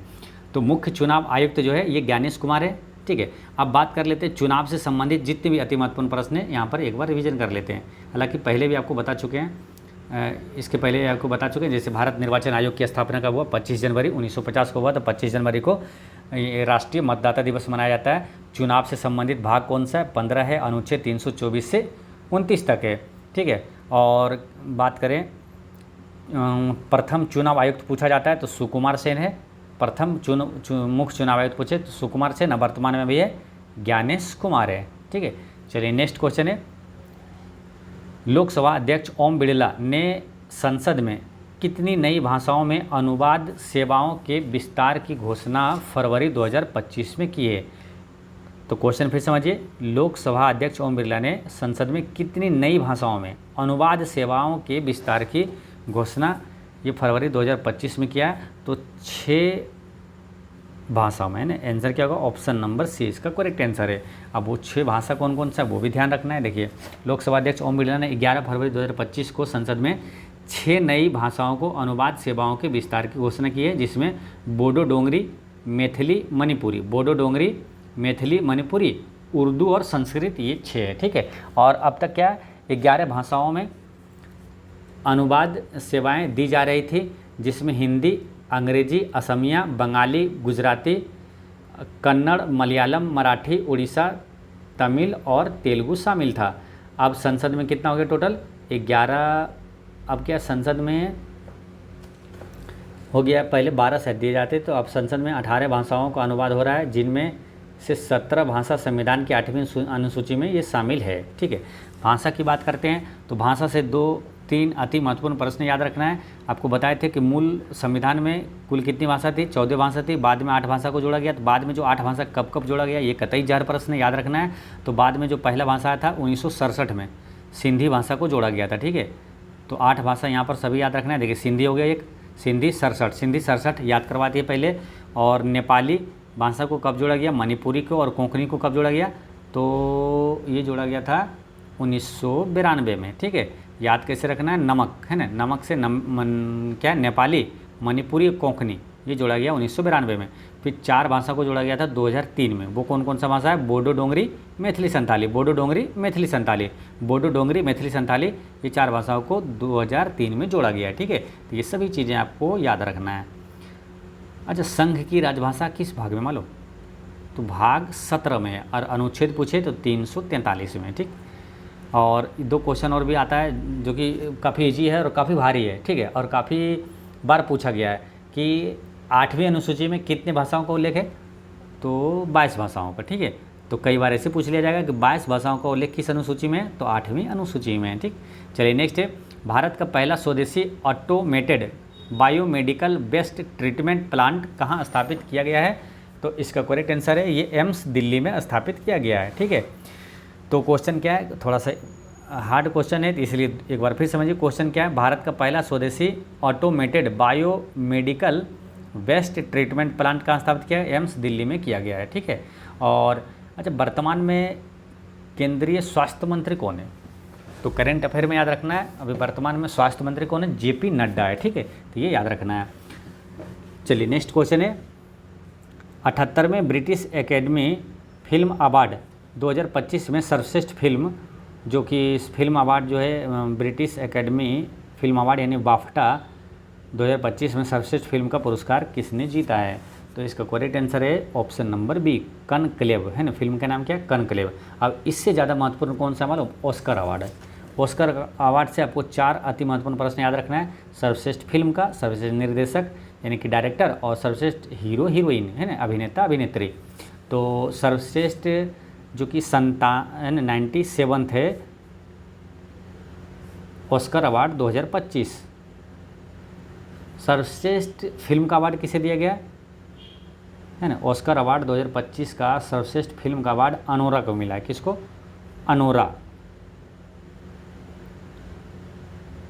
अनोरा को दिया गया है ना, अनोरा। और सर्वश्रेष्ठ निर्देशक का पुरस्कार मिला है शॉन वेकर। सर्वश्रेष्ठ निर्देशक का पुरस्कार मिला है किसको? शॉन वेकर को मिला है। सर्वश्रेष्ठ अभिनेता का पुरस्कार मिला है एड्रियन ब्रोडी, एड्रियन, है ना, एड्रियन ब्रोडी को मिला है सर्वश्रेष्ठ अभिनेता का पुरस्कार।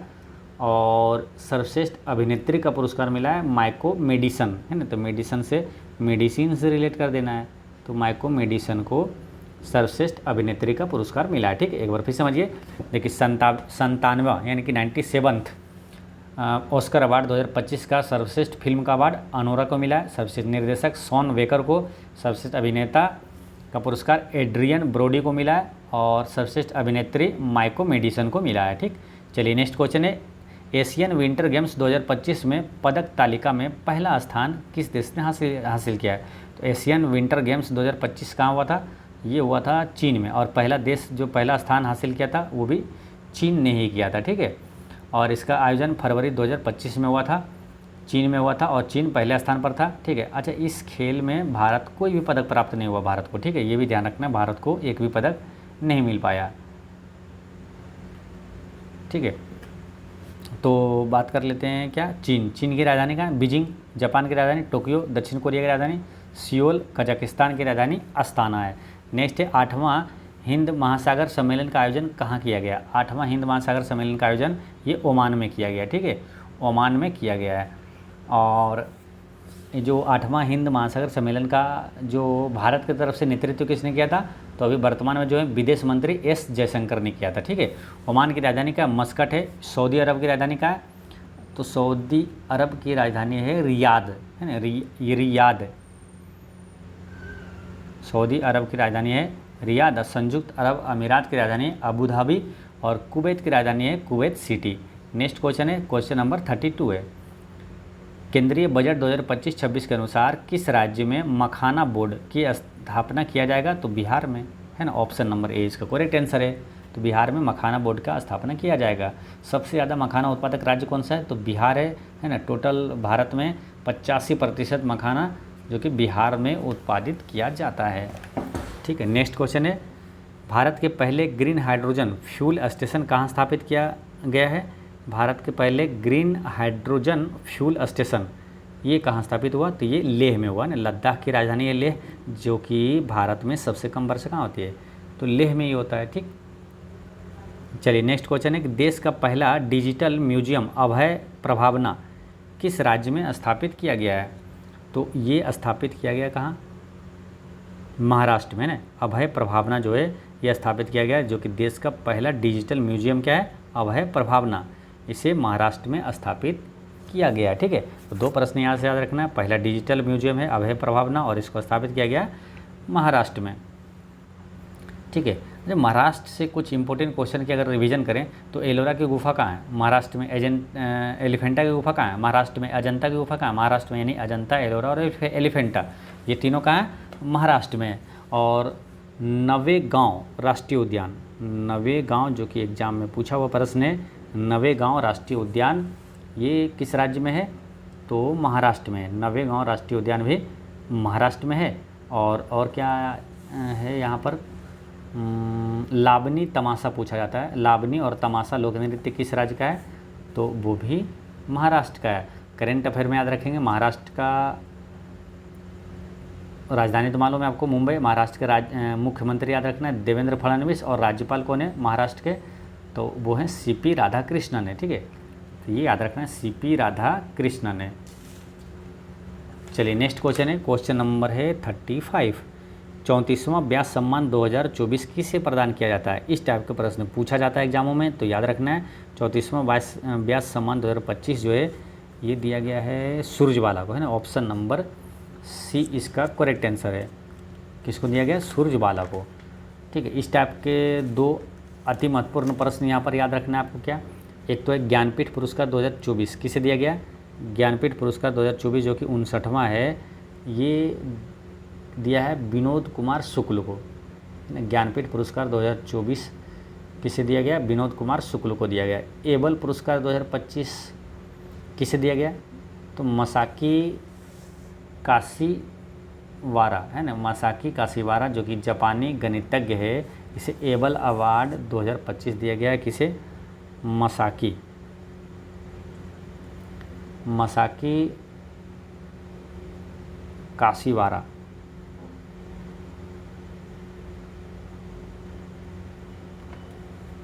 ठीक है। इनको मिला है एबल पुरस्कार 2025 का, ठीक है। अच्छा, दो महत्वपूर्ण यहाँ पर प्रश्न याद रखना है। क्या? बुकर पुरस्कार 2024 किसे दिया गया? तो बुकर पुरस्कार 2024 दिया है सामंथा हार्वे को, है ना। सामंथा हार्वे को दिया गया है बुकर अवार्ड 2025। किस पुस्तक के लिए दिया गया इनको? तो ऑर्बिटल पुस्तक के लिए दिया गया है सामंथा हार्वे को।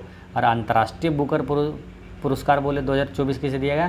तो एरपेन वेक, क्या है नाम? एरपेन वेक और हॉफमैन, ये दो लोगों को साथ में मिला है।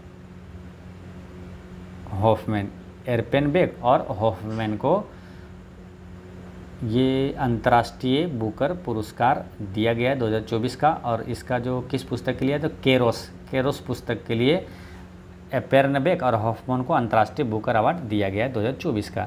नेक्स्ट क्वेश्चन है, किस मंत्रालय द्वारा भारत का पहला कृत्रिम बुद्धिमत्ता यानी artificial intelligence data bank launch किया है? तो इसका करेक्ट आंसर है विज्ञान एवं प्रौद्योगिकी मंत्रालय, यानी केंद्रीय विज्ञान एवं प्रौद्योगिकी मंत्रालय, जो कि प्रौद्योगिकी राज्य मंत्री जो है स्वतंत्र प्रभार के कौन है अभी? डॉक्टर जितेंद्र सिंह है। नेक्स्ट है, किस आईआईटी ने पानी से आर्सेनिक और धातु आयनों को हटाने के लिए अमृत नामक एक तकनीक विकसित की है? तो इसका करेक्ट आंसर है option number A, IIT Madras.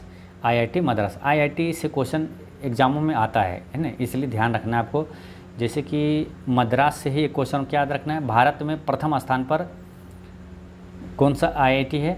तो आईआईटी मद्रास है, ठीक है। मिट्टी में मौजूद विषैले प्रदूषकों को खत्म करने के लिए बैक्टीरिया विकसित किया किसने? तो आईआईटी बॉम्बे ने किया था, ठीक है। और 6G ऑप्टिकल चिपसेट विकसित करने के लिए सी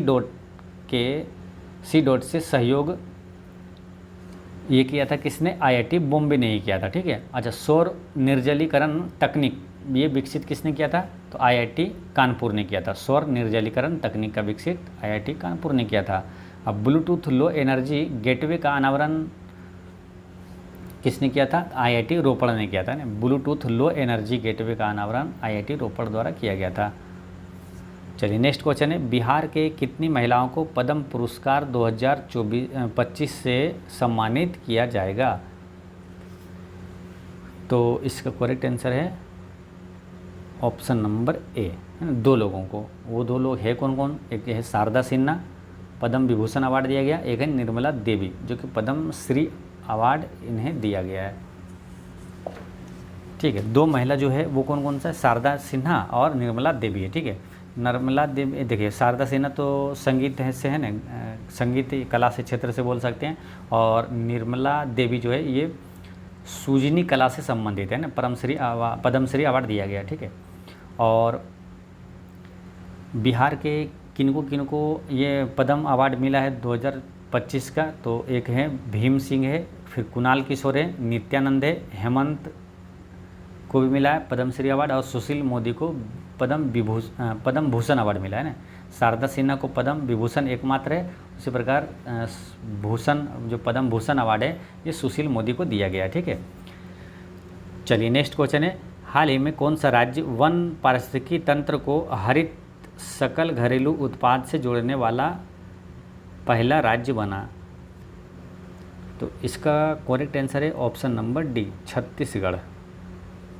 ठीक है, कौन सा राज्य वन पारिस्थितिकी तंत्र को हरित सकल घरेलू उत्पाद से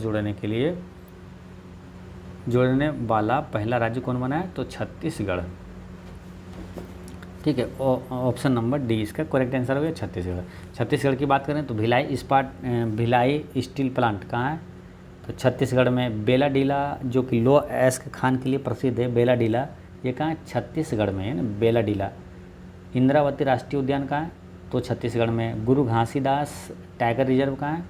तो वो छत्तीसगढ़ में है। ठीक है, वर्तमान में भी मुख्यमंत्री कौन है? विष्णुदेव साय। और राज्यपाल कौन है? रामेन डेका। राज्यपाल है रामेन डेका।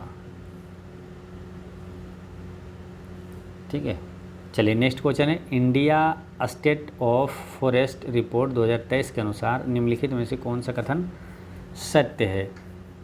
तो इसमें कौन सा कथन सत्य है ये पूछा है। तो पहला क्या है, वर्ष 2023 में देश के 19 राज्यों में कुल भौगोलिक क्षेत्रफल का 33% क्षेत्रफल वनाच्छेदित है। ठीक है, ये सही है। फिर क्या बोला कि वर्ष 2023 में देश के 8 राज्यों या केंद्र शासित प्रदेशों में उनके कुल भौगोलिक क्षेत्रफल का 75% से अधिक भूभाग वनाच्छादित है। तो ये भी सही है, इसका करेक्ट आंसर है ऑप्शन नंबर सी, इसका यहाँ पर करेक्ट आंसर है। नेक्स्ट है क्वेश्चन नंबर 41 है, यदि पृथ्वी के घूमने की गति यानी कि घूर्णन बढ़ा दी जाए तो भूमध्य रेखा पर पिंड का वजन क्या होगा? तो गति बढ़ेगी तो पिंड क्या होगा? वजन क्या होगा? घट जाएगा ना। इसका करेक्ट आंसर है ऑप्शन नंबर बी। ठीक है, वो घट जाएगा।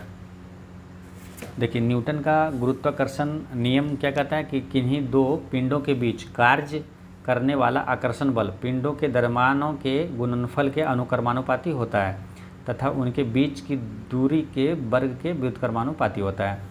स्मॉल जी का मान में परिवर्तन जो होता है वो ध्यान रखना है, जैसे कि गुरुत्वीय त्वरण का मान है, गुरुत्वीय जो बल का मान है स्मॉल जी का पृथ्वी की सतह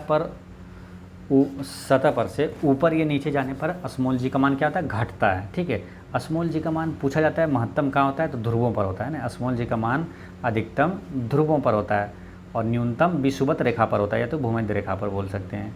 ठीक है, पृथ्वी की घूर्णन गति बढ़ने पर स्मॉल जी का मान कम होता है और पृथ्वी की घूर्णन गति घटने पर स्मॉल जी का मान क्या होता है? बढ़ जाता है। ठीक है, तो ये चीज़ें आप सब आपको ध्यान में रखना है। चलिए नेक्स्ट क्वेश्चन है,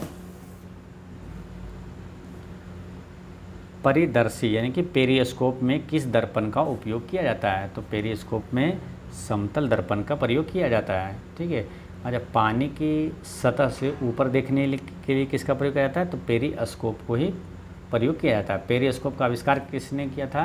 तो लुई बॉम्बियर 1861 में पेरिस्कोप का आविष्कार किया था। टेलीस्कोप जो है ना, टेलीस्कोप का आविष्कार किसने किया? हेंस लिपर्से 1608 में किया था, हेंस लिपर्से।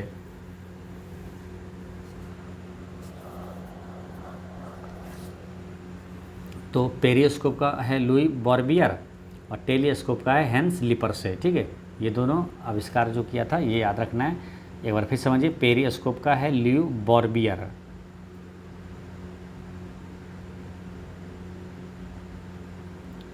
लुई बॉर्बियर है ना, इसका आविष्कार हुआ था 1861 में। और टेलीस्कोप का आविष्कार जो है हेंस लिपर्से ने किया था।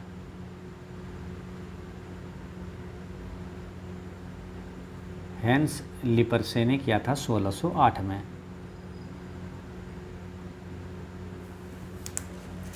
ठीक है, चलिए नेक्स्ट क्वेश्चन देखते हैं, किसी चालक का प्रतिरोध निर्भर करता है। तो किसी चालक का प्रतिरोध किस पर निर्भर करता है? तो देखिए चालक की लंबाई पर भी निर्भर करता है, अनुप्रस्थ काट क्षेत्रफल भी करता है, पदार्थ की प्रकृति पर भी करता है ना। जैसे कि एक फॉर्मूला आता है ना कि प्रतिरोधक की लंबाई और क्षेत्रफल से संबंधित फॉर्मूला क्या आता है, आर प्रतिरोधकता L/A है ना। तो ये देखिए प्रतिरोध जो है ये किस पर निर्भर करेगा, लंबाई पर भी, क्षेत्रफल भी, ठीक है, और पदार्थ की प्रकृति पर भी करता है। तो आंसर क्या गया, ऑप्शन नंबर डी यहाँ पर करेक्ट आंसर है।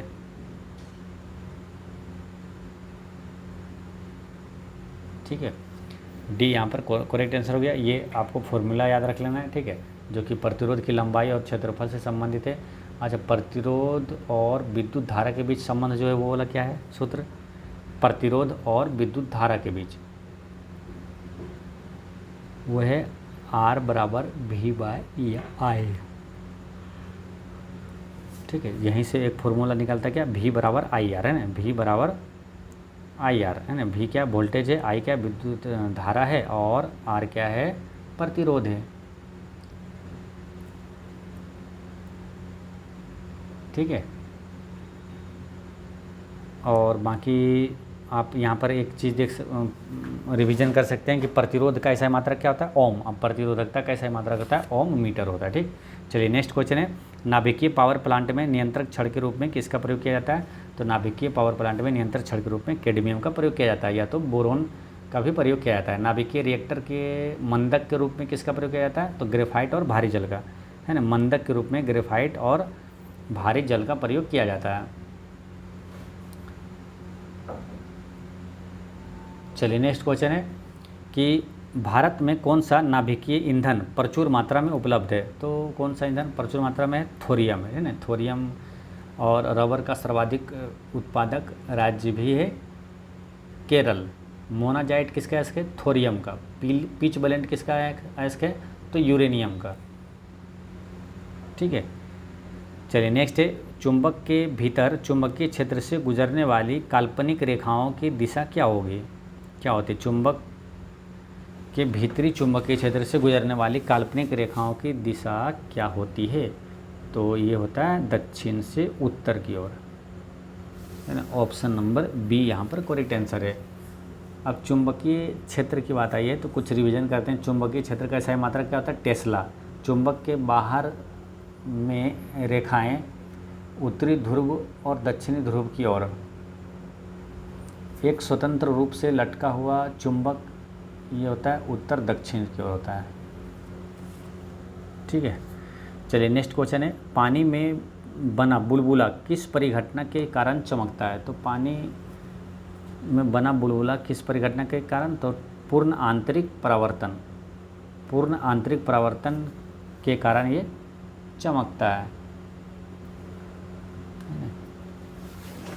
जैसे कि ये जो पूर्ण आंतरिक परावर्तन है ना, टोटल इंटरनल रिफ्लेक्शन, इस उदाहरण से डायरेक्ट प्रश्न आ जाता है, काफ़ी महत्वपूर्ण होता है। जैसे रेगिस्तान में मरीचिका का बनना, चेहरे का हीरे का चमकना और ऑप्टिकल फाइबर जो है ये सब भी पूर्ण आंतरिक परावर्तन के सिद्धांत पे ये सब कार्य करता है। नेक्स्ट क्वेश्चन है, निम्नलिखित में से कौन सा जानवर अपश्रव्य ध्वनि सुनने वाले जानवर नहीं है। अब श्रव्य ध्वनि सुनने वाले जानवर नहीं है ये पूछा जा रहा है, तो इसका करेक्ट आंसर है ऑप्शन नंबर बी, चमगादड़। ठीक है, चमगादड़ वो क्या है कि 20 हर्ट्ज से नीचे की आवृत्ति वाली ध्वनि तरंगों को अपश्रव्य तरंग कहते हैं। हाथी, व्हेल, कबूतर, राइनो आदि अपश्रव्य तरंगे सुनने वाले जानवर हैं। 20 हर्ट्ज से 20,000 हर्ट्ज के बीच की आवृत्ति वाली तरंगों को श्रव्य तरंगें कहते हैं। इसे मनुष्य सुन सकता है।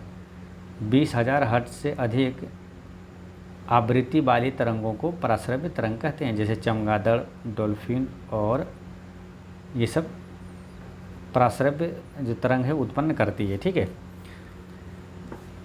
तो यहाँ पर आंसर क्या गया, ऑप्शन नंबर बी। ठीक है, चलिए नेक्स्ट है, मानव शरीर में प्रोटीन का पाचन किस अंग में होता है। तो प्रोटीन का पाचन ये होता है अमाशय में, है ना। ऑप्शन नंबर सी इसका करेक्ट आंसर है। है ना। प्रोटीन का पाचन कहाँ, यहाँ पर ऑप्शन के अनुसार क्या आमाशय में होता है। प्रोटीन की बात करें तो प्रोटीन क्या जटिल एवं नाइट्रोजन युक्त यौगिक है जो अमीनो एसिड नामक छोटे अणुओं से मिलकर बना होता है। यानी कि प्रोटीन कितने अमीनो एसिड से मिलकर बना होता है, तो 20 अमीनो अम्ल से मिलकर ये बना होता है प्रोटीन। प्रोटीन का संश्लेषण कहाँ होता है, तो राइबोसोम में होता है। यानी प्रोटीन का कारखाना या प्रोटीन का निर्माण कहाँ होता है, तो राइबोसोम में होता है। ठीक है, बाकी चीज़ें आपको बता ही चुके हैं। यहाँ पर क्या है, प्रोटीन का पाचन यहाँ पर आमाशय में हो रहा है। ठीक है, अगर पूछा जाए क्वेश्चन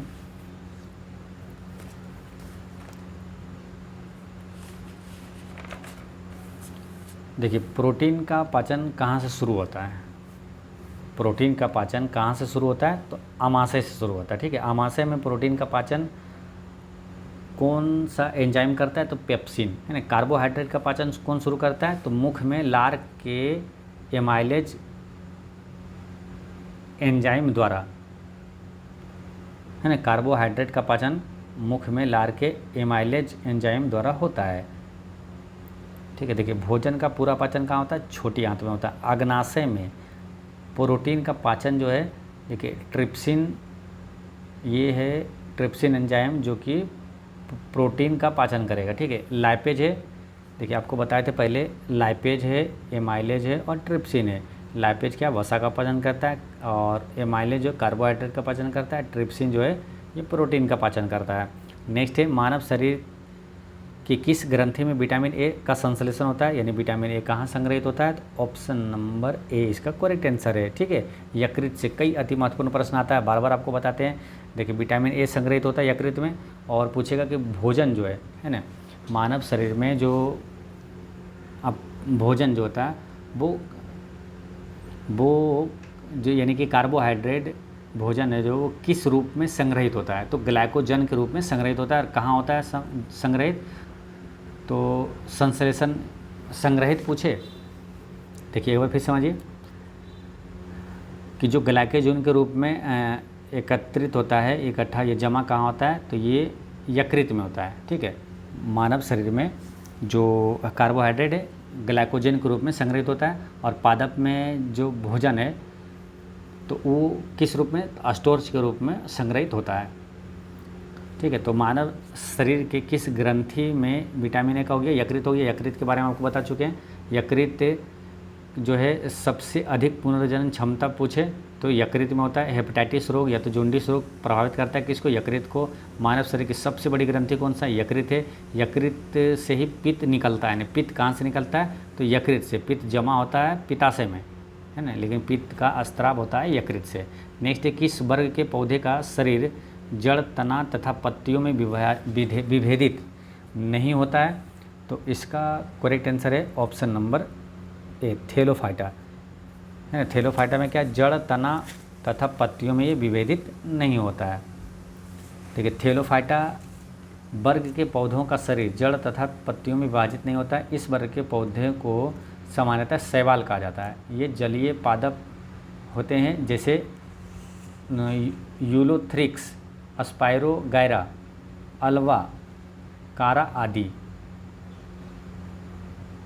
ये सब क्या है, ये जलीय पादप होता है। ठीक है, तो यहाँ पर आंसर क्या हो गया, ऑप्शन नंबर ए इसका करेक्ट आंसर है। नेक्स्ट है क्वेश्चन नंबर 52, राइबोसोम का निर्माण किसके द्वारा होता है, तो राइबोसोम का निर्माण ये केंद्रिका द्वारा होता है। ठीक है, राइबोसोम का निर्माण केंद्रिका द्वारा होता है। अब यहाँ पर कुछ इंपॉर्टेंट चीज़ें आपको रिवीजन करना है। देखिए राइबोसोम जो है ना, आरएनए वो प्रोटीन से बनी होती है। ठीक है, राइबोसोम जो है आरएनए और प्रोटीन से ये बनी होती है। ठीक है, अच्छा राइबोसोम से और भी प्रश्न क्या क्या आता है, जैसे कि प्रोटीन का संश्लेषण कहाँ होता है, तो राइबोसोम में होता है। प्रोटीन का पूछे कि प्रोटीन का कारखाना किसे कहा जाता है, तो राइबोसोम को ही कहा जाता है। ठीक है, इसी तरह दो प्रश्न और क्या आता है, ऊर्जा का पावर हाउस माइटोकॉन्ड्रिया को कहा जाता है, और आत्महत्या की थैली जो है लाइसोसोम को कहा जाता है। नेक्स्ट कौन सा उत्तक का कार्य शरीर की सभी आंतरिक और बाहरी सतहों पर आवरण बनाना तथा अंगों का रक्षा प्रदान करना है, तो आंसर क्या होगा? ऑप्शन नंबर बी, उपकला उत्तक। ठीक है, उपकला उत्तक इसका करेक्ट आंसर है। नेक्स्ट कि एड्स का कारण ह्यूमन इम्यूनो डेफिशिएंसी वायरस है, जो कि सामान्यतः HIV संक्रमण का पारगमन किसके माध्यम से होता है? तो इसका आंसर है ऑप्शन नंबर बी, संदूषित रक्त एवं रक्त उत्पादों के संचरण से। संदूषित रक्त एवं रक्त उत्पादों के संचरण से। अब यहाँ पर एड्स का फुल फॉर्म पूछा जाता है तो एक्वायर्ड इम्यूनो डिफिशियंसी सिंड्रोम होता है। और विश्व एड्स दिवस कब मनाया जाता है? 1 दिसंबर को मनाया जाता है। ठीक है, ये चीज़ें ध्यान रखना है। और एड्स का एक टेस्ट होता है, वो पूछा जाता है कि एलिसा टेस्ट, ये किस में किया जाता है? तो एड्स के लिए किया जाता है एलिसा टेस्ट। ठीक है, चलिए नेक्स्ट क्वेश्चन है कि ल्यूकेमिया एक प्रकार का कैंसर है जिसमें किसकी असाधारण बढ़ोतरी होती है? तो ल्यूकेमिया में क्या होता है? ल्यूकेमिया में श्वेत रक्त कणिकाओं की संख्या में वृद्धि हो जाती है ना, WBC जो होता है, WBC में यानी कि श्वेत रक्त कोशिकाओं की संख्या में वृद्धि हो जाती है। यहाँ पर बात आई कैंसर की, तो कैंसर, विश्व कैंसर दिवस कब मनाया जाता है? 4 फरवरी को। कैंसर का अध्ययन क्या कहलाता है? ओंकोलॉजी कहलाता है ना, कैंसर का अध्ययन ओंकोलॉजी कहलाता है। और कैंसर के उपचार में किसका? तो कोबाल्ट 60 का प्रयोग किया जाता है ना, कोबाल्ट 60 का प्रयोग किया जाता है, ये भी ध्यान रखना है। चलिए नेक्स्ट क्वेश्चन है, DNA में निम्नलिखित में से कौन सा रासायनिक क्षार नहीं होता है? तो देखिए यहाँ होता है, 2 चीज़ें होता है, एक DNA एक RNA। तो पूछा DNA में कौन सा नहीं होता है? देखिए यहाँ पर आंसर क्या हो जाएगा? Option number C, uracil. Uracil DNA में नहीं होता बल्कि ये RNA में होता है। ठीक है, RNA में होता है। RNA में क्या क्या होता है? देखिए रासायनिक RNA में रासायनिक क्षार जो होता है एडेनिन, यूरेसिल और साइटोसिन और ग्वानिन, है ना। एडेनिन ये है यूरेसिल, यूरेसिल इसमें है RNA में। ठीक है, यूरेसिल है, एडेनिन यूरेसिल, साइटोसिन और ग्वानिन, साइटोसिन और ग्वानिन। तो इसका करेक्ट आंसर क्या पर हो गया था? यूरेसिल जो है ये RNA में नहीं पाया जाता है, यूरेसिल DNA में यूरेसिल नहीं आता है। DNA में यूरेसिल की जगह क्या होता है? थायमिन होता है। ठीक है, याद रखना क्या होता है। देखिए DNA में 4 चीज़ें एडेनिन, ग्वानिन, थायमिन और साइटोसिन होता है, थायमिन और साइटोसिन होता है। ठीक है, अच्छा DNA कहाँ पाया जाता है? केंद्रक, माइटोकॉन्ड्रिया तथा क्लोरोप्लास्ट में उपस्थित होता है। नेक्स्ट क्वेश्चन है कि अगर आयतन अस्थिर हो तब गैस के तापमान को बढ़ाने से उसका दबाव पर क्या प्रभाव पड़ेगा? तो उसका दबाव पर प्रभाव पड़ेगा क्या? दबाव बढ़ जाएगा। अगर आयतन अस्थिर हो तब गैस के तापमान को बढ़ाने से उसके दबाव पर क्या प्रभाव पड़ेगा? तो दबाव बढ़ जाएगा। ठीक है, देखिए ये जो है गैस का दाब ताप संबंध गेलुसाक के नियम पर आधारित है। ये गेलुसाक के नियम के अनुसार अस्थिर आयतन पर गैस का दबाव जो है तापमान के सीधे अनुपातिक होता है। ठीक है, चलिए नेक्स्ट क्वेश्चन देखते हैं। निम्नलिखित में से किस राजनीतिक संस्था का गठन कांग्रेस के गठन के बाद किया गया है? तो कांग्रेस के गठन के बाद किसका किया गया? तो कांग्रेस का गठन हुआ था कब? तो भारतीय राष्ट्रीय कांग्रेस का गठन हुआ था 1885 में। ठीक है, अब इसमें देखते हैं क्या पूछा, किसका इसके बाद हुआ? 1885 के बाद किसका हुआ है वो आपको बताना है। ठीक है, जैसे कि बंग भाषा प्रकाशक सभा, ये स्थापित हुआ था 1836 में। और उसके बाद है आपका इंडियन लीग की स्थापना कब हुआ? इंडियन लीग की स्थापना 1875 में हुआ था, 1875 में हुआ था।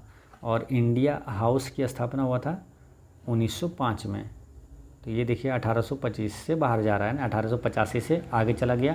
तो पूछा ना किसके बाद हुआ, किसके गठन के बाद हुआ? कांग्रेस, भारतीय राष्ट्रीय कांग्रेस के गठन के बाद हुआ इंडिया हाउस की ना, ऑप्शन नंबर सी इसका करेक्ट आंसर है। ठीक, और पूना सार्वजनिक सभा की स्थापना हुआ था 1867 में, ठीक है, ये भी याद रखना है, ध्यान रखना है। चलिए नेक्स्ट क्वेश्चन है, भारत में सर्वोच्चता हेतु आंग्ल फ्रांसीसी संघर्ष में फ्रांसीसियों की असफलता के कारण क्या थे?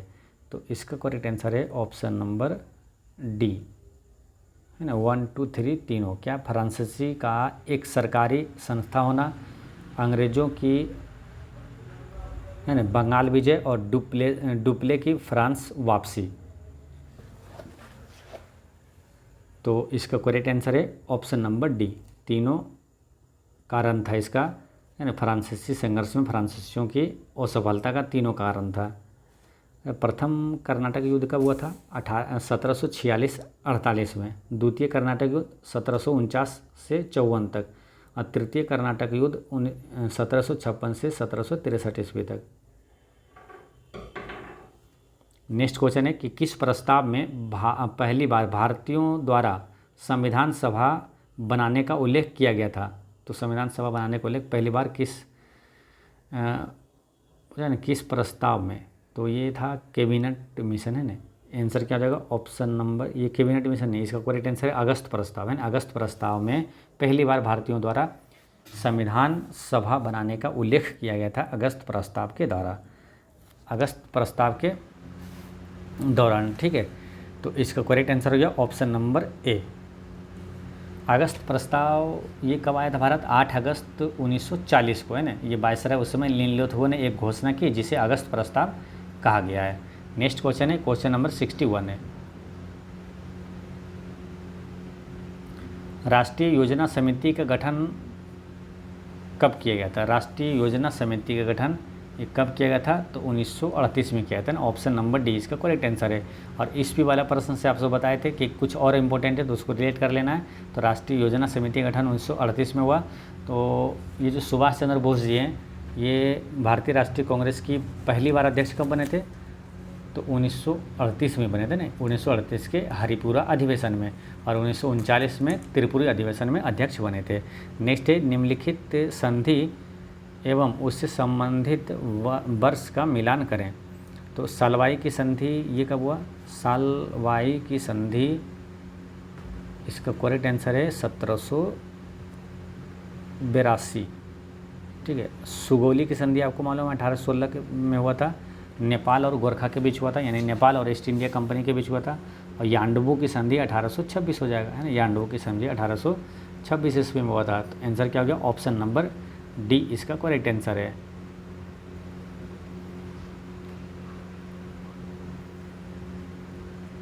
नेक्स्ट क्वेश्चन है कि तैमूर के आक्रमण के बाद भारत में किस वंश का राज स्थापित हुआ था? तैमूर के आक्रमण के बाद भारत में किस राजवंश का? तो सैयद वंश का स्थापना हुआ था तैमूर के आक्रमण के बाद, ठीक है। यहाँ पर ये जो सभी राजवंश है, इससे महत्वपूर्ण प्रश्न बनता है, तो इसे यहाँ पर याद रखना है। देखिए, दिल्ली सल्तनत पर कितने राजवंशों ने शासन किया था? तो 5 राजवंशों ने शासन किया था, और सभी का क्रम से याद रखना है, इसलिए पूछा जाता है, ठीक है। तो इसमें शासन करने वाले कौन हैं? तो गुलाम वंश है ना, गुलाम वंश, खिलजी वंश, तुगलक वंश,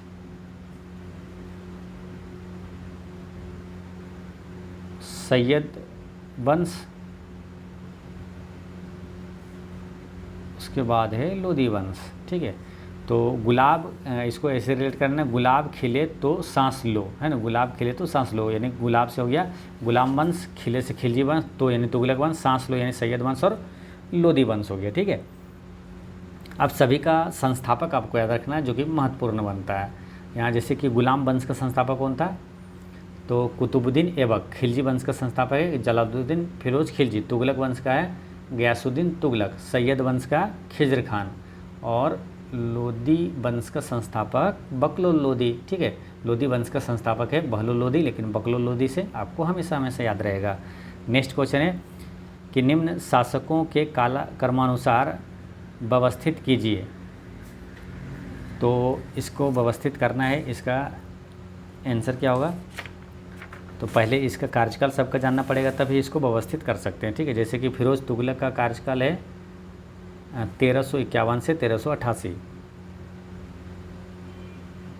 1351 से 1388। फिरोज तुगलक का, अकबर का शासनकाल कब से कब तक था? तो ये अकबर का है 1556 से 1605। ये अकबर का शासनकाल था 1556 से 1605। शेर शाह सूरी का ये है 1540 से 45, ठीक है। और रजिया सुल्तान का 1236 से 1240, ठीक है। तो ये सभी चीज़ें आपको ध्यान रखना है। एक बार फिर समझिए, देखिए फिरोज तुगलक का 1351 से 88 है, अकबर का 1556 से 1605 ईस्वी तक है, शेर शाह सूरी का है 1540 से 1545 तक, और रजिया सुल्तान का है 1236 से 1240 ईस्वी तक, ठीक है। तो यहाँ पर आंसर क्या हो जाएगा? ऑप्शन नंबर डी इसका यहाँ पर करेक्ट आंसर है ना। पहले कौन सा आ जाएगा? रजिया सुल्तान आ जाएगा। नेक्स्ट है, मोहम्मद गौरी ने भारत पर आक्रमण किया तो सर्वप्रथम इसे किस भाषा द्वारा हार का सामना करना पड़ा, है ना, किस शासक द्वारा, ठीक है। मोहम्मद गौरी ने भारत पर आक्रमण किया तो सर्वप्रथम उसे किस शासक द्वारा हार का सामना करना पड़ा था? तो ये हार का सामना पड़ा था भीम द्वितीय के द्वारा, है ना। ऑप्शन नंबर बी इसका यहाँ पर करेक्ट आंसर है ना, भीम द्वितीय के द्वारा। बाकी मोहम्मद गौरी और किसके, पृथ्वीराज चौहान के बीच 2 युद्ध हुआ था ना, 1191 और 1192 में हुआ था, जिसमें कि 1191 में 1111 का जो 91 का युद्ध था तराइन का युद्ध था ना, तराइन का प्रथम युद्ध हुआ था, जिसमें पृथ्वीराज चौहान ने मोहम्मद गौरी को पराजित किया। और 1192 ईस्वी में तराइन के दूसरा युद्ध में मोहम्मद गौरी ने पृथ्वीराज चौहान को पराजित किया था, ठीक है। 1194 में कौन सा हुआ था? चंदावर के युद्ध में मोहम्मद गौरी ने जयचंद को हराया था। 1194 में चंदावर का युद्ध हुआ था। नेक्स्ट क्वेश्चन है, सल्तनत काल में भू राजस्व का सर्वोच्च ग्रामीण अधिकारी था? तो सल्तनत काल में ये सर्वोच्च ग्रामीण अधिकारी चौधरी था, है। ऑप्शन नंबर ए इसका करेक्ट आंसर है। प्रथम जैन सभा का आयोजन किस स्थान पर किया गया था? तो प्रथम जैन सभा का आयोजन ये राजगीर में हुआ था, मालूम? राजगीर नहीं, सॉरी, प्रथम जैन सभा का आयोजन कहाँ होता है? पाटलिपुत्रा में। जैन सभा की बात बोल रहा है, तो ये जैन सभा प्रथम हुआ था, ये पाटलिपुत्रा में होता है ना। आंसर क्या हो गया? ऑप्शन नंबर बी इसका करेक्ट आंसर है। और दूसरा जो है जैन संगीति, है ना, दूसरा जैन सभा जो है वो बल्लभी गुजरात में हुआ था, ठीक है। तो ये याद रखना है। अच्छा, पहला जो जैन सभा हुआ था उसकी अध्यक्षता किसने किया था? अस्तुल भद्र ने किया था। और दूसरी जैन सभा जो हुआ था इसका अध्यक्षता देवार्धी क्षमा श्रवण ने किया था, देवार्धी क्षमा श्रवण ने किया था, ठीक है। ये हुआ जैन सभा का। अच्छा, जैन सभा के याद हो गया, 2 ही इसमें महत्वपूर्ण है, पाटलिपुत्रा पहला है, दूसरा हुआ था बल्लभी गुजरात में, ठीक है। और बात करें बौद्ध संगीति का, है ना, बौद्ध संगीति कहाँ हुआ था? चारों, तो वो याद रखना। पहली बौद्ध संगीति राजगीर में, दूसरा वैशाली में, तीसरी बौद्ध संगीति पाटलिपुत्रा में, और चौथी बौद्ध संगीति हुआ था कश्मीर के कुंडलवन में। नेक्स्ट है, H2SO4 की परमाणुकता होती है? तो H2 यानी कि हाइड्रोजन कितना है? 2, S कितना सिंगल है, सल्फर है 1, और O है 4, है ना। ऑक्सीजन की अणु कितने यहाँ पर है?